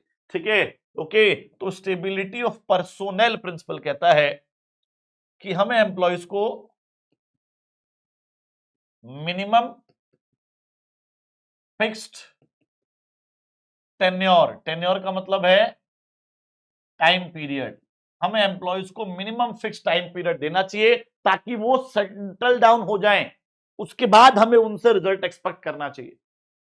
ठीक है, तो we should give the minimum fix tenure time period to the new employ. Okay, done. Okay guys, तो जब आए तो उसे टाइम दो, उसे भगाओ मत, उसे डांटो मत कि तूने ये नहीं किया, तूने वो नहीं किया, तेरे से वो नहीं हो रहा, तो ऐसे वो नहीं हो रहा, भाग जाए से। नहीं, जब एक नया एम्प्लॉय आए तो उसे मिनिमम टाइम देना चाहिए, है ना, उसे प्रॉपर टाइम दो तो वो रिजल्ट को शो करेगा। ठीक है, ओके, चलिए। So according to this principle, इस प्रिंसिपल के अनुसार वंस एम्प्लॉयज आर सिलेक्टेड, एक बार जब एम्प्लॉय सिलेक्ट हो गया, they should be kept at there post, उसको अपनी पोजीशन पर, पोस्ट पर कम से कम मिनिमम फिक्स टेन्योर मतलब टाइम पीरियड के लिए रखना चाहिए। ये नहीं कि अब तुम्हें मैनेजर बना दिया, जल्दी जल्दी काम करो, जल्दी जल्दी काम करो, अच्छा अच्छा काम करो, प्रेशर बना रहे हो उसके बार बार, तो ऐसा नहीं होगा। उसे मिनिमम टाइम पीरियड आपको देना पड़ेगा ताकि वो सेटल डाउन होके अच्छे से परफॉर्म कर सके। ठीक है जी, okay. There should not be frequent transfer and terminations. Sir frequent transfer and terminations नहीं होने चाहिए कि तेरे बस के नहीं है, भाग जाए यहां से, निकाल दिया तेरे को, जा किसी और डिपार्टमेंट में जा, ट्रांसफर कर रहे हैं तेरा, ऐसा नहीं होना चाहिए। ठीक है जी, they must be given reasonable time, उसे रीजनेबल टाइम मिलना चाहिए शो करने का, रिजल्ट्स को अचीव करने का। ठीक है, okay, done. Okay, done, clear है क्या? चलिए सर आगे बढ़ते हैं फिर। पॉजिटिव इफेक्ट क्या होगा सर अगर हम ऐसा करते हैं? तो पॉजिटिव इफेक्ट क्या है सर? फीलिंग ऑफ सिक्योरिटी, लगता है कि हाँ यार अच्छी कंपनी है, मुझे टाइम मिला हुआ है, 3-4 महीने हैं मेरे पास अपने रिजल्ट को शो करने का, अपने अपने क्लास, अपने स्टैंडर्ड को शो करने का।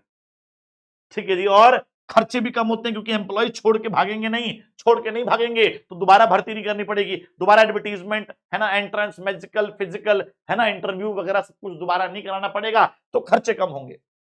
लेकिन अगर छोड़ के भाग गया तो खर्च ज्यादा होंगे और कहीं ना कहीं अगर आपने टाइम नहीं दिया तो एक डिसबिलीफ सा लगता है कि यार बड़ी बेकार कंपनी है ना, मिनिमम टाइम नहीं दे रही है मुझे अपने आप को प्रूव करने का। ठीक है, ओके। अब आते हैं sir initiative principle. Initiative principle क्या कहता है सर? इनिशिएटिव प्रिंसिपल कहता है कि पहल करने दो एम्प्लॉयज को। इनिशिएटिव का मतलब होता है मेरे भाई पहल करना, पहल करना जो है मतलब होता है। ठीक है जी। So according to this principle हमें जो है एम्प्लॉयज को पहल करने का मौका देना चाहिए। पहल, इनिशिएटिव को इंग्लिश में क्या बोलते हैं sir? Taking first step with self motivation. खुद से मोटिवेट होके एम्प्लॉयज को क्या करना है सर? खुद से मोटिवेट होके एम्प्लॉयज को आगे बढ़ना चाहिए। एम्प्लॉयज को एनकरेज करना है मैनेजमेंट को कि वो आइडियाज दें, वो खुद से आगे बढ़ें और बोले भैया ये काम करो ना, है ना। अब जैसे मान लीजिए कि मैं बोल रहा हूं कि यार मुझे प्रोडक्शन बढ़ानी है, कैसे बढ़ाएं? तो एम्प्लॉयज खुद आके बोल रहे हैं कि सर एक काम करते हैं, 4 घंटे हम लोग काम करते थे अब तक, अब 8 घंटे काम करने के लिए तैयार हैं। खुद से आगे बढ़ के सजेशन दे रहा है। ठीक है जी, ओके। तो एम्प्लॉयज को हमें एनकरेज करना है सजेशंस देने के लिए, आगे बढ़ने के लिए। ठीक है, कैसे होगा? कंपनी के अंदर कंप्लेंट बॉक्स, सजेशन बॉक्स को इंस्टॉल करो। ठीक है, तो एनकरेज करो एम्प्लॉयज को सजेशंस देने के लिए, प्लान्स बनाने के लिए, प्लान्स बताने के लिए हमें एनकरेज करना है। So worker should be encouraged, देखो यहां पे लिखा है साफ साफ, worker should be encouraged to develop and take some initiative in formulating and executing the plans. Plans को फॉर्मुलेट, प्लान्स को बनाने और उसको एग्जीक्यूट करने का मौका जो है हमें एम्प्लॉयज को देना चाहिए। इनिशिएटिव मींस, देखो यहां पे लिखा हुआ है, taking first step with self motivation. खुद से मोटिवेट होकर किसी काम को करने को इनिशिएटिव कहा जाता है। ठीक है जी। It is thinking out of executing the plan, मतलब कि कुछ अलग सोच के हटके, ठीक है जी, आप काम कर रहे हैं। It is one of the trait of a competent personal, ये गुण होते हैं योग्य लोगों के। इनिशिएटिव लेना योग्य लोगों के गुणों को दिखाता है ना जी। अच्छा, ये कैसे पॉसिबल होगा भैया? अब कंपनी में जो है कंप्लेंट बॉक्स और सजेशन बॉक्स इंस्टॉल करना है, सजेशन बॉक्स इंस्टॉल करना है। ठीक है जी। तो we should install the complaint box, we should install the suggestion box in the organisation. Company के अंदर हमें कंप्लेंट बॉक्स, कंपनी के अंदर हमें सजेशन बॉक्स को इंस्टॉल करना चाहिए। यही इस प्रिंसिपल का मतलब है। ठीक है जी। इससे क्या होगा? अगर उनको आप मौका दोगे अपनी बातों को रखने का, सजेशंस को रखने का, इनिशिएटिव लेने का, तो उन्हें अपनापन महसूस होगा और साथ साथ उनकी परफॉर्मेंस हाई होगी। वो एक्टिवली पार्टिसिपेट करेंगे क्योंकि आपको बताया, उन्होंने सजेशंस दिया, आपने उनके सजेशंस को मानकर कोई भी डिसीजन लिया, तो they will give you more performance, better performance. और अगर आप उनकी बातों को नहीं सुनते हैं तो फ्रस्ट्रेशन होती है, वो फ्रस्ट्रेट होंगे, फ्रस्ट्रेशन के साथ साथ उनकी परफॉर्मेंस भी खराब होगी। ठीक है जी, ओके। चलिए, the last principle is guys esprit de corps. Sir esprit de corps principle क्या कहता है? देखो एस्पिरिट डिकॉप का मतलब होता है unity is strength, unity is strength, मतलब सर एकता ही शक्ति है। According to this principle sir, इस प्रिंसिपल के अनुसार क्या होना चाहिए सर? एकता ही शक्ति है sir, unity is strength sir. ठीक है, तो हमें यूनिटी करनी है सर, हमें हार्ड वर्क करना है सर। एस्पिरिट डिकॉप जो है मेरे भाई एक फ्रेंच वर्ड होता है। ठीक है, क्यों क्यों होता है फ्रेंच वर्ड? क्यों है ये फ्रेंच वर्ड? क्योंकि हेनरी फेयोल साफ फ्रांस से थे, याद होना चाहिए।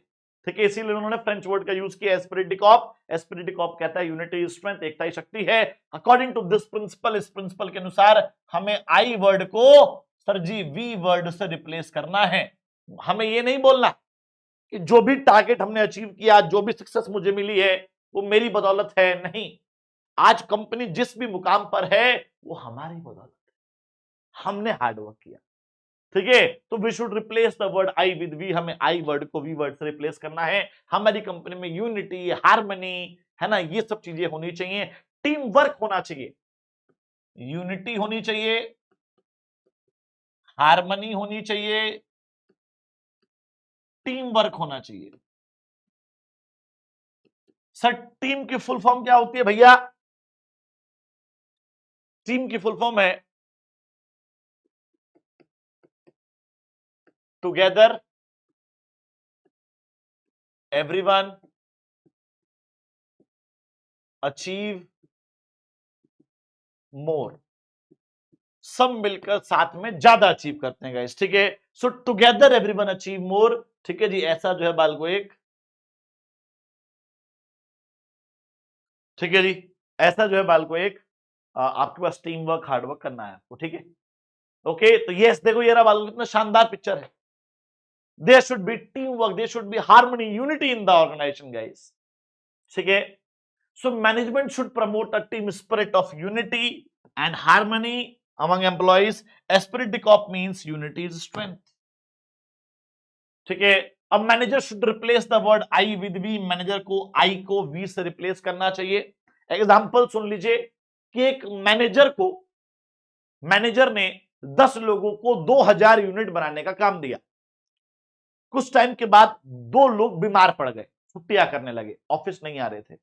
तो बाकी के 8 लोग उन 2 लोगों का काम अपने सर पर लेंगे और काम को कब कंप्लीट करेंगे? जब उनके बीच में हार्मनी और यूनिटी होगी। अगर हार्मनी और यूनिटी नहीं होगी तो बाकी 2 जो रेस्ट पे हैं, जो तबीयत खराब है जिनकी, उन लोगों का काम जो है बाकी लोग अपने सर पे नहीं लेंगे। अगर यूनिटी नहीं होगी, एस्पिरिट डी कॉर्प नहीं होगा तो एस्पिरिट डी कॉर्प क्यों होना चाहिए? ताकि अगर कोई बीमार पड़ जाए तो बाकी लोग जो है उसका काम जो है अपने सर पर लेकर काम को कंप्लीट कर सके। यही यहां पर बाल को बहुत अच्छे तरीके से लिखा हुआ है। ठीक है, ओके, तो अगर गाइस हमारी कंपनी के अंदर एस्पिरिट डी कॉर्प होता है तो टीम स्पिरिट डेवलप होगी और परफॉर्मेंस जो है वो भी इंप्रूव होगी, टारगेट्स जो है वो भी अचीव होंगे। लेकिन अगर नहीं करते हो तो टीम स्पिरिट देखने को नहीं मिलेगी और कहीं ना कहीं पूरी परफॉर्मेंस जो है, ओवरऑल परफॉर्मेंस जो है वो रिड्यूस हो जाती है। ओवरऑल परफॉर्मेंस जो है मेरे भाई वो रिड्यूस हो जाती है। ठीक है, ओके, डन। चलिए अब आते हैं सर एफ डब्ल्यू टेलर साहब के बारे में जानते हैं। Who is F W Taylor?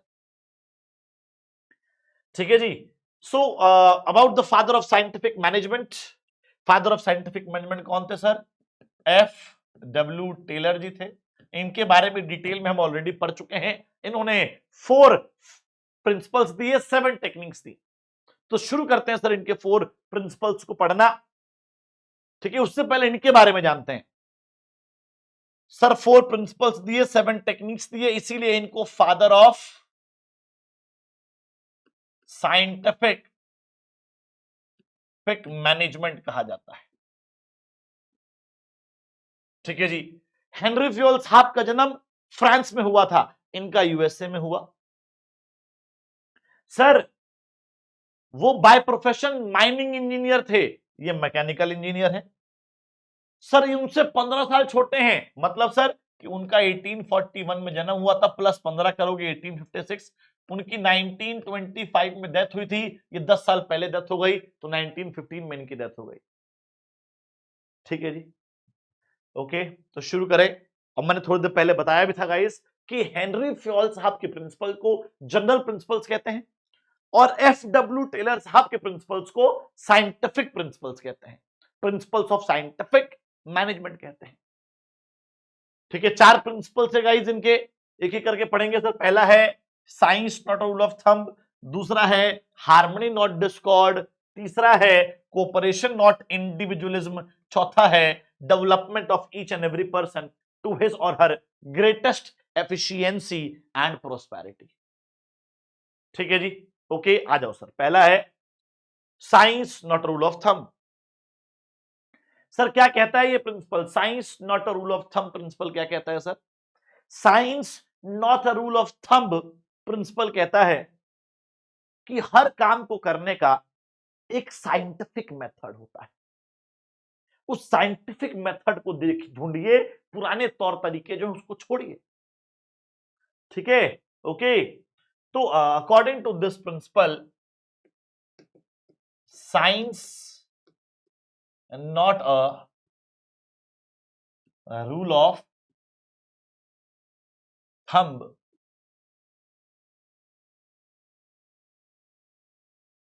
Sir science not rule of thumb कह रहा है कि सर हर काम को करने का एक बेस्ट मेथड होता है, हर काम को करने का एक साइंटिफिक मेथड होता है ना। हमें उस काम को करने का बेस्ट मेथड, हमें उस काम को करने का साइंटिफिक मेथड ढूंढना है। और क्या अवॉइड करना है sir? We need to avoid the old rule of thumb.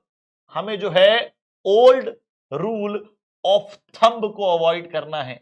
Sir जी हमें जो है हिट एंड ट्रायल मेथड को, हिट एंड ट्रायल मेथड को अवॉइड करना है। Sir old rule of thumb क्या होता है? पुराने तौर तरीके हमें अवॉइड करने हैं सर, तुक्के मारने हमें अवॉइड करने हैं सर। एग्जांपल देता हूं, अगर आपको रेलवे में टिकट बुक करनी है तो आप काउंटर पे जाके लगते हैं क्या 6-7 घंटे 8 घंटे, या घर बैठे बैठे ऑनलाइन कर लेते हैं? सर घर बैठे बैठे ऑनलाइन कर लेते हैं। तो वही तो कह रहा है कि सब पुराने तौर तरीकों को छोड़ो और काम को करने के नए बेस्ट मेथड ढूंढो, उसके बाद उस काम को करो। ठीक है जी, ओके जी, पढ़ के देखें। There is only one best method to maximise efficiency. Efficiency को बढ़ाने का एक बेस्ट मेथड होता है। उस बेस्ट मेथड को क्या करना है सर? हमें डेवलप करना है, साइंटिफिक स्टडी करनी है ना। उस बेस्ट मेथड को ढूंढना है और रिप्लेस करना है किससे? Old rule of thumb approach, ये हिट एंड ट्रायल मेथड को है ना जो है हटाकर बेस्ट मेथड, साइंटिफिक मेथड को यूज करना है गाइस। ठीक है जी, ओके। और एग्जांपल लिखा हुआ है कि भैया अगर आपको छोटी सी एक्टिविटी करनी है, कपड़े काटने की एक्टिविटी भी करनी है, जैसे पहले कटता था कैंची से, आजकल काटते हैं लेजर से, है ना। मोर एक्यूरेसी, लेस टाइम। तो ये सब बातें बाल को आपको ध्यान रखनी है। ठीक है जी, okay. Second principle is guys harmony not discord. Sir harmony not discord principle कहता है मैत्री ना कि मतभेद। मतलब सर सुनना प्लीज बड़े ध्यान से, हार्मनी नॉट डिस्कॉर्ड प्रिंसिपल क्या कह रहा है भाई, जल्दी बताओ।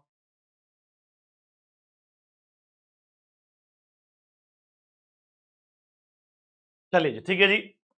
तो sir harmony not discord principle कहता है कि there should be complete harmony. भाई कंपनी के अंदर क्या होना चाहिए जी? कंपनी के अंदर कंप्लीट हार्मनी होनी चाहिए।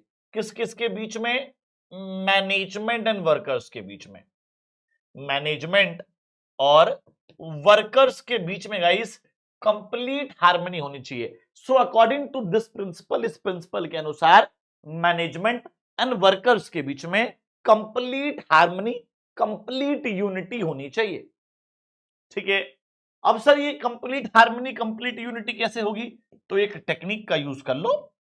एक टेक्निक का अगर यूज कर लोगे, एफडब्ल्यू टेलर साहब ने बोला कि मैं एक टेक्निक बता रहा हूं, अगर आप इस टेक्निक का यूज कर लोगे तो आपकी कंपनी में मैनेजमेंट एंड वर्कर्स के बीच में कंप्लीट हार्मनी देखने को मिलेगा। ठीक है जी, सर कौन सी है वो टेक्निक? क्या कहती है वो टेक्निक? वो टेक्निक कहती है भाई मेंटल रिवॉल्यूशन। मेंटल रिवॉल्यूशन उस टेक्निक का नाम है, जो ये कहती है कि भैया कंप्लीट चेंज कर दो अपने माइंडसेट को। मैनेजमेंट एंड वर्कर्स को एक दूसरे के बारे में सोचना चाहिए, एक दूसरे के बेनिफिट के बारे में सोचना चाहिए। ठीक है जी, okay. Change in mental outlook, change in mental outlook, mental outlook को चेंज करो। ठीक है जी, ओके। जो आप सोच रहे हैं, जो मैनेजमेंट सोच रहा है वही वर्कर्स सोचें, और जो वर्कर्स सोच रहे हैं वही मैनेजमेंट सोचे। एक दूसरे की इंपॉर्टेंस को समझना है दोनों को ही। So according to this principle, इस प्रिंसिपल के अनुसार sir complete harmony, complete unity, complete एकता होनी चाहिए मैनेजमेंट एंड वर्कर्स के बीच में। डिस्कॉर्ड नहीं होना चाहिए, मतभेद नहीं होना चाहिए। कैसे अचीव होगा सर ये कंप्लीट हार्मनी, जबकि दोनों के बीच में 36 का आंकड़ा रहता है? तो मेरे भाई एक टेक्निक बोला, एफडब्ल्यू टेलर साहब ने बोला कि मैं एक टेक्निक बता रहा हूं, उस टेक्निक का यूज करो। टेक्निक क्या कहती है? मेंटल रिवोल्यूशन का यूज करो। मेंटल रिवोल्यूशन का मतलब क्या होता है? Change in mental outlook. Management and workers दोनों को अपने मेंटल आउटलुक को चेंज करना पड़ेगा और एक दूसरे की प्रॉब्लम और इंपॉर्टेंस को समझना पड़ेगा। ठीक है, जैसे कि बालको जापान में देखने को मिलता है कि जब जापान के लोग है ना स्ट्राइक पे जाते हैं तो वो हमारी तरह ऐसे नहीं करते कि हाँ भाई काम बंद, हमारी मांगे पूरी करो, पूरी करो भाई, पूरी करो, ऐसा नहीं करते वो लोग। दे वर्क ओवर टाइम, काली पट्टी पहनकर वो ओवर टाइम करते हैं। सर इससे क्या होगा? यार मैनेजमेंट की नोटिस में आते हैं कि यार ये 8 घंटे की बजाय आज 14-14 घंटे क्यों काम कर रहे हैं, है ना? काम रोकेंगे तो उससे अननेसेसरी प्रेशर मैनेजमेंट के ऊपर पड़ेगा। वो इस प्रॉब्लम को समझते हैं, इस परेशानी को समझते हैं। ठीक है, इसीलिए वो भाई मैनेजमेंट को अपने आप को नोटिस करवाने के लिए है ना वो ब्लैक पट्टी पहनकर कि वो डिससेटिस्फाइड हैं ओवर टाइम करते हैं। ठीक है जी, ओके। अब सर ये मेंटल रिवॉल्यूशन कैसे क्रिएट होगा मैनेजमेंट एंड वर्कर्स के बीच में? तो उसके लिए मैनेजमेंट को ये देखो पहला point, management should share the gains of productivity with workers. Management को अपना प्रॉफिट का हिस्सा वर्कर्स के साथ शेयर करना पड़ेगा। मैनेजमेंट को अडॉप्ट करना पड़ेगा एक एनलाइटन एटीट्यूड, नरम स्वभाव। अगर वर्कर्स गलती कर रहे हैं तो कोई बात नहीं, गलती हो गई कोई बात नहीं, होता है, कोई बात नहीं, बेटर लक नेक्स्ट टाइम। टूट गया कोई बात नहीं, हाँ, क्या दिक्कत है? ठीक है जी, ओके। तो एनलाइटन एटीट्यूड, नरम स्वभाव अपनाना है और एक सुटेबल वर्किंग कंडीशन क्रिएट करनी है और वर्कर्स की प्रॉब्लम्स को साइंटिफिकली सॉल्व करना है। तो अगर ये काम मैनेजमेंट करता है तो वर्कर्स की तरफ से मेंटल रिवॉल्यूशन क्रिएट होगा। अब सर वर्कर्स क्या करेंगे? वर्कर्स को dedication, devotion, utmost devotion, discipline, zeal और ऑनेस्टी के साथ, लॉयलिटी के साथ काम करना चाहिए। कोई भी अननेसेसरी स्टेप्स, फालतू के स्टेप्स नहीं लेने चाहिए। Should not take any unnecessary steps, moves and should utilise resources very efficiently. Resources को बहुत ही एफिशिएंटली यूटिलाइज करना है, अच्छे से यूज करना चाहिए। अगर अब वर्कर्स ये सब काम करते हैं तो मैनेजमेंट की तरफ से मेंटल रिवॉल्यूशन क्रिएट होता है। मेंटल रिवॉल्यूशन क्रिएट होगा तो मैनेजमेंट एंड वर्कर्स के बीच में कंप्लीट हार्मनी क्रिएट होगी, मतलब harmony not discord principle follow हो जाएगा। ठीक है, okay. So there should be complete harmony between management and workers. Both should realise that each one is important. दोनों को रियलाइज होना चाहिए, दोनों ही बहुत इंपॉर्टेंट है। ठीक है जी, to achieve such harmonious relation, Taylor साहब ने क्या बोला कि मेंटल रिवॉल्यूशन का इस्तेमाल करो। अब मेंटल रिवॉल्यूशन कैसे क्रिएट होता है मैं बता चुका हूं नेक्स्ट पेज पे, है ना? हमने प्रॉपरली पढ़ा बालको कि मैनेजमेंट को क्या क्या करना पड़ेगा मेंटल रिवॉल्यूशन क्रिएट करने के लिए, एंड वर्कर्स को क्या क्या करना पड़ेगा मेंटल रिवॉल्यूशन क्रिएट करने के लिए। ठीक है, ओके। अब आते हैं सर कोऑपरेशन नॉट इंडिविजुअलिज्म पे। सर कोऑपरेशन नॉट इंडिविजुअलिज्म कहता है, पहली बात, it is the extension of principle harmony not Discord.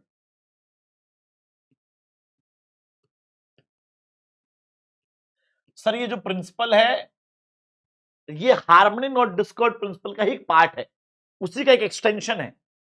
So this principle is the extension of the principle harmony not Discord.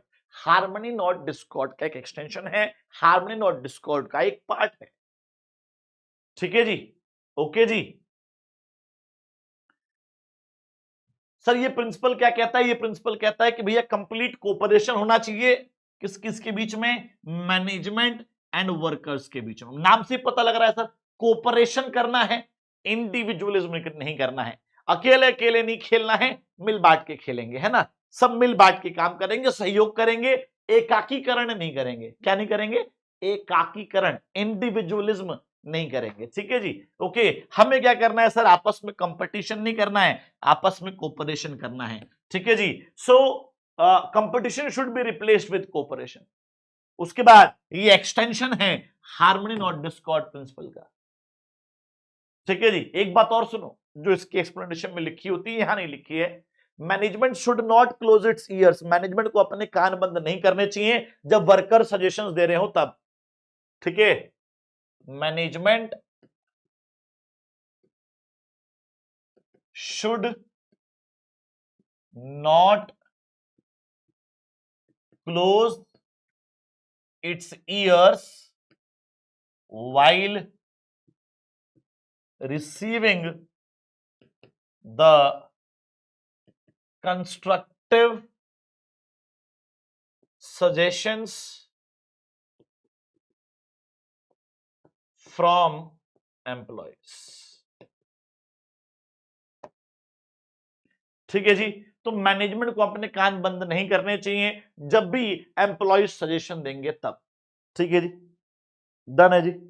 तो management should not close it's years, management को अपने कान बंद नहीं करने हैं जब भी वो सजेशंस दे रहे हैं तब।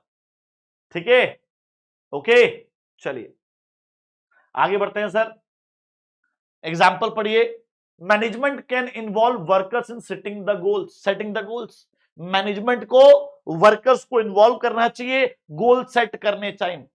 ठीक है जी, इससे क्या होता है, इससे उनकी एफिशिएंसी बढ़ती है, इन्वॉल्वमेंट बढ़ती है। नेक्स्ट है development of each and every person to his or her greatest efficiency and prosperity. Sir develop कर रहे हैं, सर क्या डेवलप कर रहे हैं, हर एक एम्प्लॉय को उसके maximum greatest efficiency and prosperity तक, हर एक एम्प्लॉय को उसके मैक्सिमम लेवल तक डेवलप किया जा रहा है। ठीक है जी, ओके। तो development of each and every personal to his or her greatest efficiency and prosperity. So according to this principle, इस प्रिंसिपल के अनुसार management should aim to develop workers to their greatest efficiency and prosperity. Workers को उनके greatest efficiency, greatest prosperity तक हमें उन्हें develop करना है। ठीक है जी, okay. According to Taylor, Taylor के अनुसार एफिशिएंसी को बढ़ाना है, वर्कर्स की एफिशिएंसी को बढ़ाना है। कैसे बढ़ेगा सुनो, देखो सिंपल सिंपल देसी भाषा में सुनो। हमें वर्कर्स को उनके मैक्सिमम लेवल तक डेवलप करना है। हर एक एम्प्लॉय को सचिन तेंदुलकर बनाना है ताकि भैया हमेशा बेस्ट ही खेले वो, है ना। Okay, okay. तो कैसे कैसे करेंगे सर, सुनो प्लीज कैसे करेंगे। सबसे पहले एक इंसान को, है ना, साइंटिफिकली सिलेक्ट करो। एक एम्प्लॉय को पहले साइंटिफिकली सिलेक्ट करो। ठीक है जी, उसके बाद उसको वो काम दो जो, है ना, उसको उस काम पे प्लेस करो, है ना, वो काम जो है उसको असाइन करो, असाइन करो जो उसकी physical, mental and intellectual capabilities को सूट करे।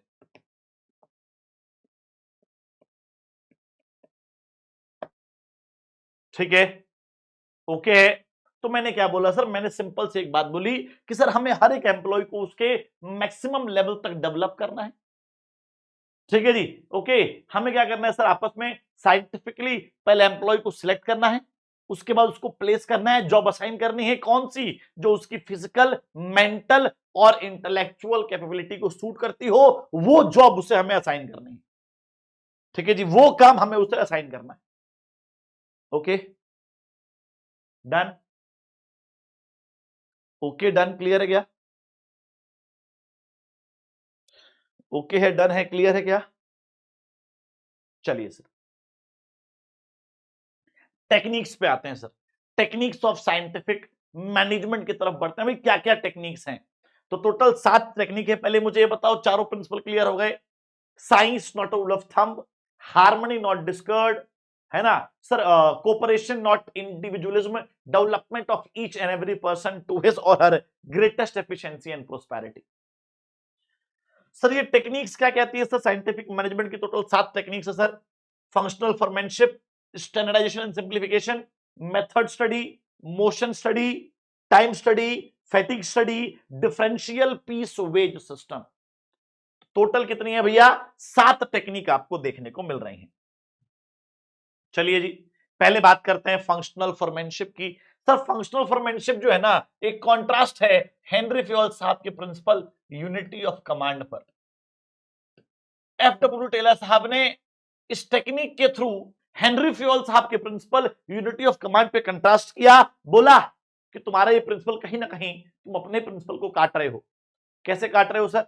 इन्होंने बोला भाई सुनो बड़े ध्यान से, यूनिटी ऑफ कमांड कहता है कि सबऑर्डिनेट्स को ऑर्डर एक ही बंदे से मिलने चाहिए। Unity of command states that the subordinate should receive orders from only one superior. And division of work कहता है कि एक बंदे को सारा काम मत दो, काम को छोटे छोटे पार्ट्स में डिवाइड करो। जब एक बंदे को सारा काम नहीं देना है, आप काम को डिवाइड करने के बारे में बोल रहे हैं, तो सबऑर्डिनेट्स को ऑर्डर एक बंदा क्यों दे? आप तो अपने ही प्रिंसिपल को तोड़ रहे हो, काट रहे हो, है ना? ओके, तो एफडब्ल्यू टेलर साहब ने क्या किया? फैक्ट्री मैनेजर के काम को पहले 2 पार्ट्स में डिवाइड किया, प्लानिंग इंचार्ज, प्रोडक्शन इंचार्ज। फिर फर्दर 4-4 लोगों में डिवाइड किया, sir instruction card clerk, root clerk, time and cost clerk, disciplinarian. उसके बाद speed boss, gang boss, repair boss, inspector. और ये 8 के 8 मिलके एक वर्कर को, एक वर्कमैन को कमांड कर रहे हैं। ठीक है जी, ओके। तो क्या यहां पर डिवीजन ऑफ वर्क हो रहा है गाइस? यस और नो? कमेंट में आप लोग मुझे बताएंगे सर क्या यहां पर डिवीजन ऑफ वर्क फॉलो हुआ कि नहीं हुआ? चलो जी, मैं ये बताने जा रहा हूं कि क्या यहां पर यूनिटी ऑफ कमांड फॉलो हो रहा है कि नहीं हो रहा। सर यूनिटी ऑफ कमांड क्या कहता है? सबऑर्डिनेट्स को ऑर्डर सिर्फ एक ही सुपीरियर से मिलना चाहिए, वर्कर को ऑर्डर सिर्फ एक ही सुपीरियर से मिलना चाहिए। लेकिन यहां तो 8 लोग ऑर्डर दे रहे हैं, but still indirectly unity of command follow हो रहा है। सर कैसे हो रहा है? रूट के रिगार्डिंग तो एक ही बंदा ऑर्डर दे रहा है ना भाई, टाइम एंड कॉस्ट के रिगार्डिंग तो एक ही बंदा है ना, काम की स्पीड के रिगार्डिंग तो एक ही बंदा ऑर्डर देगा ना, है जी। इंस्पेक्टर क्वालिटी तो एक ही बंदा चेक करेगा ना। तो सर हमने डिवीजन ऑफ वर्क ऐसे किया कि 8 लोग कमांड देते हुए भी एक काम के रिगार्डिंग एक ही बंदा कमांड दे रहा है, तो यस सर ऑटोमेटिकली यहां पर यूनिटी ऑफ कमांड फॉलो हो रहा है। ठीक है जी, ओके। चलिए, the task of supervision is divided into several specialised function. Sir जो सुपरविजन का काम है वो 8 लोगों में डिवाइड हुआ। ठीक है जी, ओके।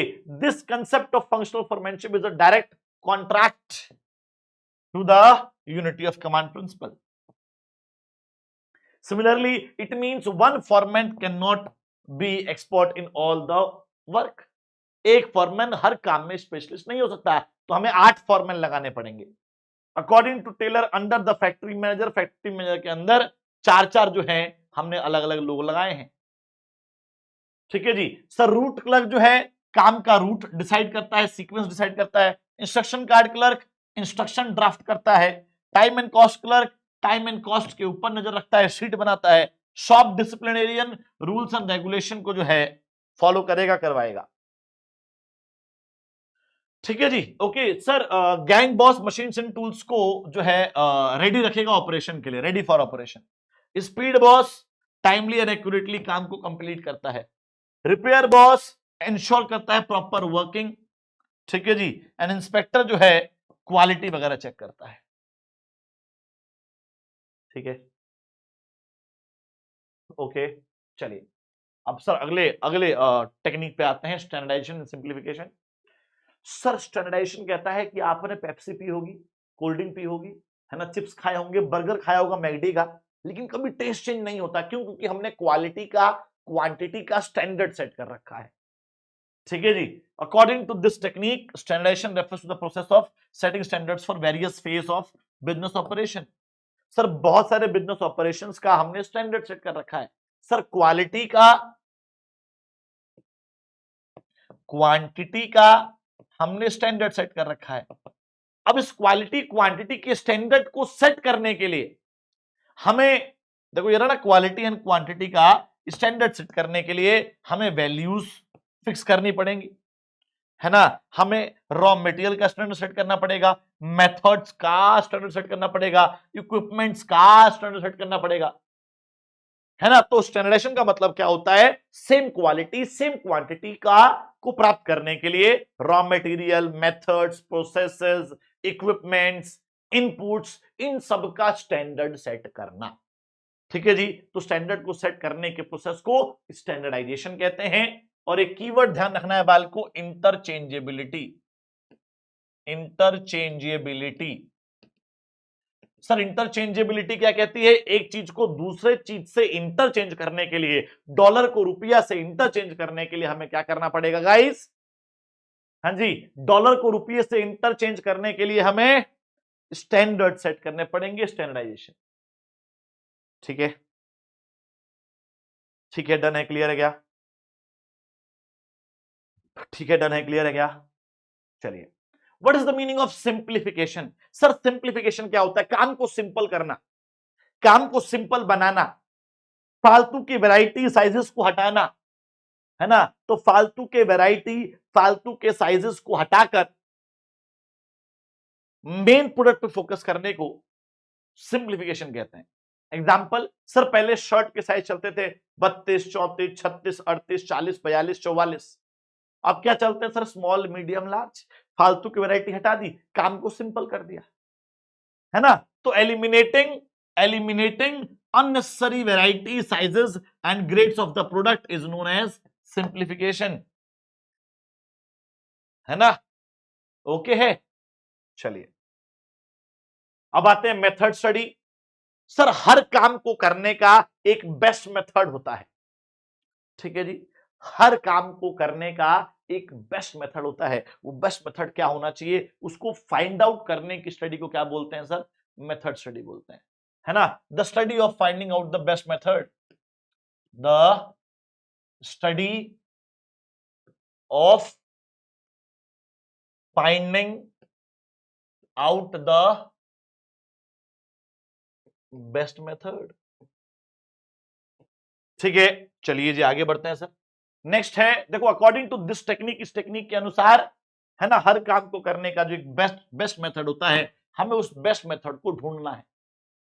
ठीक है जी, उस बेस्ट मेथड को यूज करना है मशीन्स, मटेरियल्स, मैन पावर और कैपिटल पे, ताकि एफिशिएंसी को बढ़ा सकें।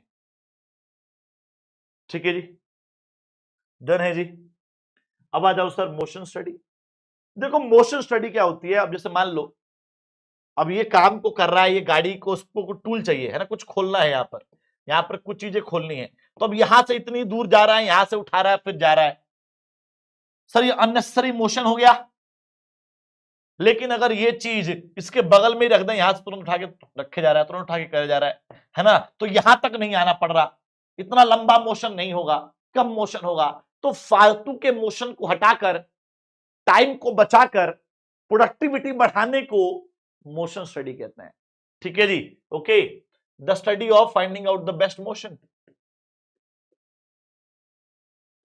The study of finding out the best motion. Motion मतलब speed, direction, lifting, pulling objects, इन सबको मोशन बोलते हैं। तो क्या बेस्ट मोशन होगा काम को करने का, कि कम से कम एफर्ट्स लगे, टाइम बचे, काम पूरा हो जाए, ना कि बहुत ज्यादा यहां से यहां से यहां जाना पड़े। ठीक है जी, नेक्स्ट है मेरे भाई टाइम स्टडी। देखो हर काम को करने का, ठीक है भैया, तो देखो टाइम से काम करना है, टाइम को ढंग से यूटिलाइज करना है, मैक्सिमम एफिशिएंसी चाहिए मिनिमम टाइम में। तो भैया the study of finding out the standard time to complete the task is known as time study. ठीक है, okay, the study of finding out the study of finding out the standard time, है ना। So वो study जिसके through standard time को identify किया जाएगा, that study is known as time study. ठीक है, time study refers to technique, वो टेक्निक है भैया टाइम स्टडी जिसको यूज कर रहे हैं भैया किसके लिए, determine the standard time taken by the workman. ठीक है, एग्जाम्पल भैया जैसे मान लीजिए बोल रहा है कि यार ये 20 मिनट लग रहे हैं, है ना, क्या कर रहा है, स्टैंडर्ड टाइम जो है 20 मिनट लिया जा रहा है एक कार्ड बॉक्स को बनाने में। If it means that worker can take 3 boxes in 1 hour, sir 1 घंटे में जो है ना वो 3 बॉक्स, मतलब भाई अगर एक बॉक्स को बनाने में 3 मतलब 20 मिनट लग रहे हैं, है ना, तो 20 या 60, 1 घंटे में 3 बॉक्स बनेंगे, और 7 घंटे में भैया क्या बनेंगे जी, 21 बॉक्स बनेंगे। 8 घंटे की शिफ्ट ही होती है, ठीक है। So now this is the standard task a worker has to do, मतलब कि स्टैंडर्ड टास्क को फाइंड आउट करने के लिए स्टैंडर्ड टाइम डिसाइड किया जाता है कि भैया 7-8 घंटे की ड्यूटी है अगर आपकी, ठीक है जी, तो आपका कम से कम 21 बॉक्स तो बनने चाहिए। आया समझ में? ठीक है जी। ओके जी, आ जाओ सर। फैटिग स्टडी, जब एम्प्लॉय स्टार्टिंग में आता है बड़ा डेडिकेटेड रहता है, स्टेमिना हाई रहता है, थोड़े टाइम बाद भैया थकान हो जाती है, थोड़े टाइम बाद फिर से और थकान हो जाती है, तो काम के दौरान रेस्ट इंटरवल्स मिलते रहने चाहिए ताकि दोबारा से स्टेमिना रीगेन कर सकें। तो कितनी देर बाद कितनी देर का रेस्ट इंटरवल मिलना चाहिए, इसकी स्टडी को मेरे भाई क्या बोलते हैं, फैटिग स्टडी। ठीक है जी, the study of finding out the rest intervals. Sir काम के दौरान कितनी देर बाद कितनी देर का रेस्ट इंटरवल होना चाहिए, इसको फाइंड आउट करने की स्टडी को मेरे भाई क्या बोलते हैं, फैटिग स्टडी बोलते हैं। ठीक है जी। नेक्स्ट है डिफरेंशियल पीस वेज सिस्टम। भाई देखो हमारी कंपनी में 2 तरह के लोग होते हैं, एक वो जो टारगेट्स को पूरा करते हैं, एक वो जो टारगेट्स को पूरा नहीं कर पाते। जो टारगेट्स को पूरा करते हैं गाइस उनको बोलते हैं हम लोग, उनको बोलते हैं गाइस एफिशिएंट एम्प्लॉइज,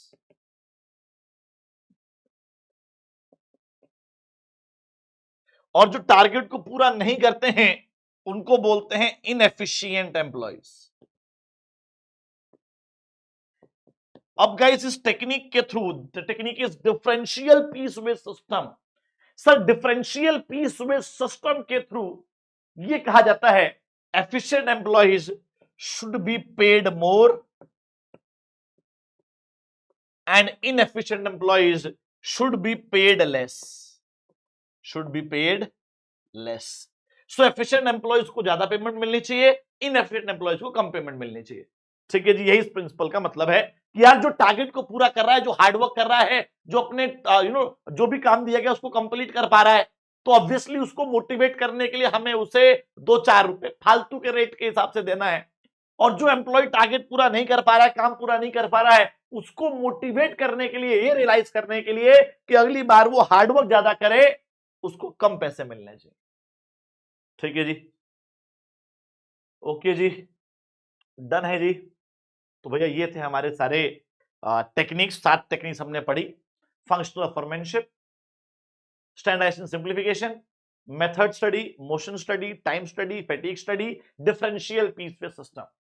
अब बात करते हैं सर फीचर्स की, क्या क्या फीचर्स हैं प्रिंसिपल्स ऑफ मैनेजमेंट के। तो टोटल 7 फीचर्स बाल को आपको दिख रहे होंगे। पहला क्या है sir, universal validity, universal applicability. तो यार जो मैनेजमेंट के प्रिंसिपल्स है ना, उनको आप किसी भी तरह की ऑर्गेनाइजेशन में अप्लाई करवा सकते हैं, किसी भी तरह के बिजनेस में, किसी भी तरह के साइज में आप जो है इन प्रिंसिपल्स को अप्लाई करवा सकते हैं। The principles of management can be applied in all types of organisation, small, large, business, non business, हर जगह ये एप्लीकेबल है, इसलिए यूनिवर्सली एप्लीकेबल है। नेक्स्ट है जनरल गाइडलाइंस। देखो यार प्रिंसिपल्स ऑफ मैनेजमेंट जो है ना, जनरल गाइडलाइंस आप प्रोवाइड करते हैं, स्पेसिफिक और स्ट्रेट जैकेट सॉल्यूशंस प्रोवाइड नहीं करते। मतलब किस सिचुएशन में, अगर आप किसी सिचुएशन में फंस जाते हैं, तो रोहित, जैसे मान लो आपका नाम रोहित है, तो रोहित को कैसे उस सिचुएशन से बाहर निकलना है, उस प्रिंसिपल्स में ये नहीं लिखा। उस प्रिंसिपल में लोगों को उस सिचुएशन में कैसे बाहर निकलना चाहिए वो लिखा होता है। तो मतलब कि जनरल गाइडलाइंस दी गई हैं, है ना, रेडीमेड सॉल्यूशंस नहीं प्रोवाइड किए गए हैं, स्ट्रेट जैकेट सॉल्यूशंस प्रोवाइड नहीं किए गए हैं, बने बनाए सॉल्यूशंस नहीं है, आपको बनाने की, सॉल्यूशन बनाने की रेसिपी बता रखी है। सॉल्यूशन खुद बनाना है भाई, ठीक है। अगला है form by practice and experimentation. जो भी प्रिंसिपल्स बाल को हम लोग पढ़ रहे हैं, ये जो प्रिंसिपल्स हैं ये प्रैक्टिस के थ्रू और एक्सपेरिमेंट के थ्रू डेवलप किए गए हैं। So these principles are developed through regular practice and experiment, practice and experiment, practice and experiment. Next sir flexible. जो प्रिंसिपल्स है ना यार, जो भी प्रिंसिपल्स वो फ्लेक्सिबल है, जिनको हम सिचुएशन, एनवायरमेंट और बिहेवियर के हिसाब से चेंज कर सकते हैं, मॉडिफाई कर सकते हैं गाइस, ठीक है जी। तो यहां पे लिखा है ना, can be adapted and modified. जो प्रिंसिपल्स है बाल को, उनको अडॉप्ट और मॉडिफाई किया जा सकता है according to the situation, demand, time, है ना। नेक्स्ट है मेनली बिहेवियरल। देखो यार, प्रिंसिपल्स जो है वो ह्यूमन बिहेवियर के ऊपर अप्लाई किए जाते हैं, और ह्यूमन बिहेवियर तो अनसर्टेन है ना, फिक्स्ड नहीं है, तो काफी डिफिकल्टी आती है प्रिंसिपल्स को अप्लाई करने में, ये बात ध्यान रखना।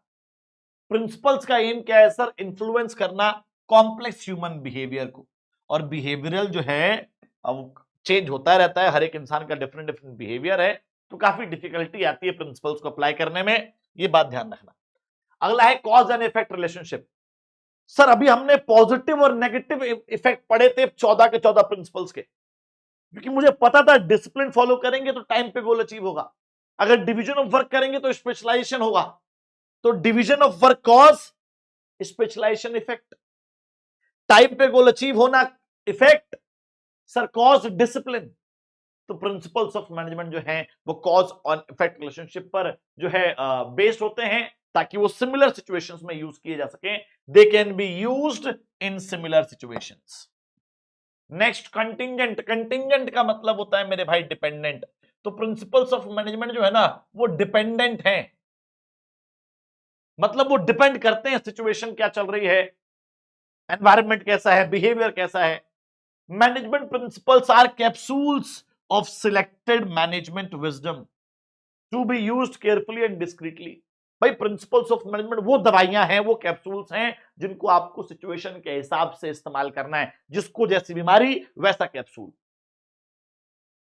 ठीक है जी। ओके, तो बड़ा सोच समझ के दिमाग के थ्रू आपको ये प्रिंसिपल्स यूज करने हैं, ठीक है। ज्यादा इंपैक्ट चाहिए तो ज्यादा तगड़े तरीके से यूज करो, कम इंपैक्ट चाहिए तो 100 mg दे दो, ज्यादा इंपैक्ट चाहिए 500 mg दे दो, 600 mg दे दो, है ना। ओके, तो बड़े ये कैप्सूल्स हैं जिनको बड़े ढंग से आपको यूज करना है, वाइजली और डिस्क्रीटली आपको यूज करना है। अब आते हैं सर इंपॉर्टेंस। प्रिंसिपल्स की क्या क्या इंपॉर्टेंस है मेरे भाई? तो टोटल 6 इंपॉर्टेंस है प्रिंसिपल्स ऑफ मैनेजमेंट की। सिग्निफिकेंस जो है वो 6 है टोटल। पहला, providing managers with useful insight into reality. Managers को पहले ही बता देते हैं कि रियलिटी में क्या होने वाला है। प्रिंसिपल्स ऑफ मैनेजमेंट आपको पहले ही बता देंगे कि डिवीजन ऑफ वर्क करोगे स्पेशलाइजेशन होगा, अथॉरिटी एंड रिस्पॉन्सिबिलिटी करोगे तो बैलेंस मेंटेन होगा, ठीक है जी। ओके, डिसिप्लिन करोगे तो कमिटमेंट्स पूरे होंगे। रियलिटी में क्या होगा प्रिंसिपल आपको पहले ही बता देते हैं। तो providing managers with useful insight into reality. Next, resources को अच्छे से यूज करने में हेल्प करता है, मैनेजमेंट को अच्छा करने में हेल्प करता है। साइंटिफिक डिसीजन, प्रिंसिपल्स की हेल्प के थ्रू लिया गया डिसीजन काफी साइंटिफिक है, काफी ऑथेंटिक है, प्रैक्टिकल बेस्ड है, रिजल्ट बेस्ड है, ठीक है। तो decision based on the principles will give you the best result, best outcome, ठीक है जी। Tested result, tested outcome, and these decisions are called scientific decisions. सब प्रिंसिपल्स आपको एनवायरनमेंट में होने वाले चेंजेस का सामना करने में, मीट करने में भी हेल्प करते हैं। These principles help the manager to meet the changing environmental requirements. Environment के अंदर जो भी चेंजेस आ रहे हैं, उसके अंदर जो जो भी आपको करना है, उन चेंजेस का भी सामना करने में आपकी प्रिंसिपल्स हेल्प करेंगे। नेक्स्ट है फुलफिलिंग सोशल रिस्पॉन्सिबिलिटी। सब प्रिंसिपल्स ऑफ मैनेजमेंट आपको सोशल रिस्पॉन्सिबिलिटी पूरा करने में भी हेल्प करते हैं। जैसे कि कुछ principles like fair remuneration, remuneration of employees. Fair remuneration देना सिर्फ प्रिंसिपल ही नहीं है, हमारी सोशल रिस्पॉन्सिबिलिटी भी है। सर इक्विटी मेंटेन करना सिर्फ प्रिंसिपल ही नहीं है, हमारी सोशल रिस्पॉन्सिबिलिटी भी है, ठीक है। Management training, education and research. Principles का इस्तेमाल एजुकेशन में होता है, हो रहा है सर, पढ़ रहे हैं, एजुकेशन ले रहे हैं, हो रहा है सर। कल को मैनेजर बनोगे, किसी कंपनी में जाओगे तो इन प्रिंसिपल्स को अप्लाई करोगे, ट्रेनिंग दी जाएगी इन प्रिंसिपल्स के ऊपर, और हम पीएचडी कर रहे हैं, रिसर्च कर रहे हैं, इन प्रिंसिपल्स के ऊपर रिसर्च भी होती रहती है। So these principles are helpful in education, training and research. ठीक है जी, डन है जी, क्लियर है जी। तो भाई साहब, आपको जो नोट्स हैं वो विश्वास बैच में मिलेंगे। इस क्यूआर कोड को स्कैन कर लो, हमारा चैप्टर यहां पर खत्म होता है, ये नोट्स आपको डायरेक्टली मिल जाएंगे। ठीक है जी, ये स्कैन करना है आपको, हमारे ऐप पे जाना है। ठीक है जी, पीडब्ल्यू कॉमर्स वाला क्लास 12 का व्हाट्सअप जो चैनल है उसको ज्वाइन कर लीजिए, क्योंकि आजकल टेलीग्राम थोड़ा सा देख ही रहे हैं आप लोग, है ना। ओके, तो व्हाट्सअप चैनल सब बच्चे जरूर ज्वाइन करें, क्योंकि यहीं पर ही सारे अपडेट्स, नोटिफिकेशंस आपको देखने को मिल रहे हैं। ठीक है, ओके गाइस, तो thank you so much, thank you so much, thank you so much. यहां पर बालको चैप्टर नंबर 2 का डिटेल्ड वन शॉट खत्म होता है। ठीक है, ओके, और जो मैंने होमवर्क के क्वेश्चंस दिए थे वो कमेंट में जरूर बताएं, और नेक्स्ट वीडियो बालको बहुत जल्द मैं लेकर आऊंगा, ये प्रॉमिस के साथ, आज के सेशन के साथ। बाय बाय, टेक केयर, जय हिंद, जय Bharat guys, love you all.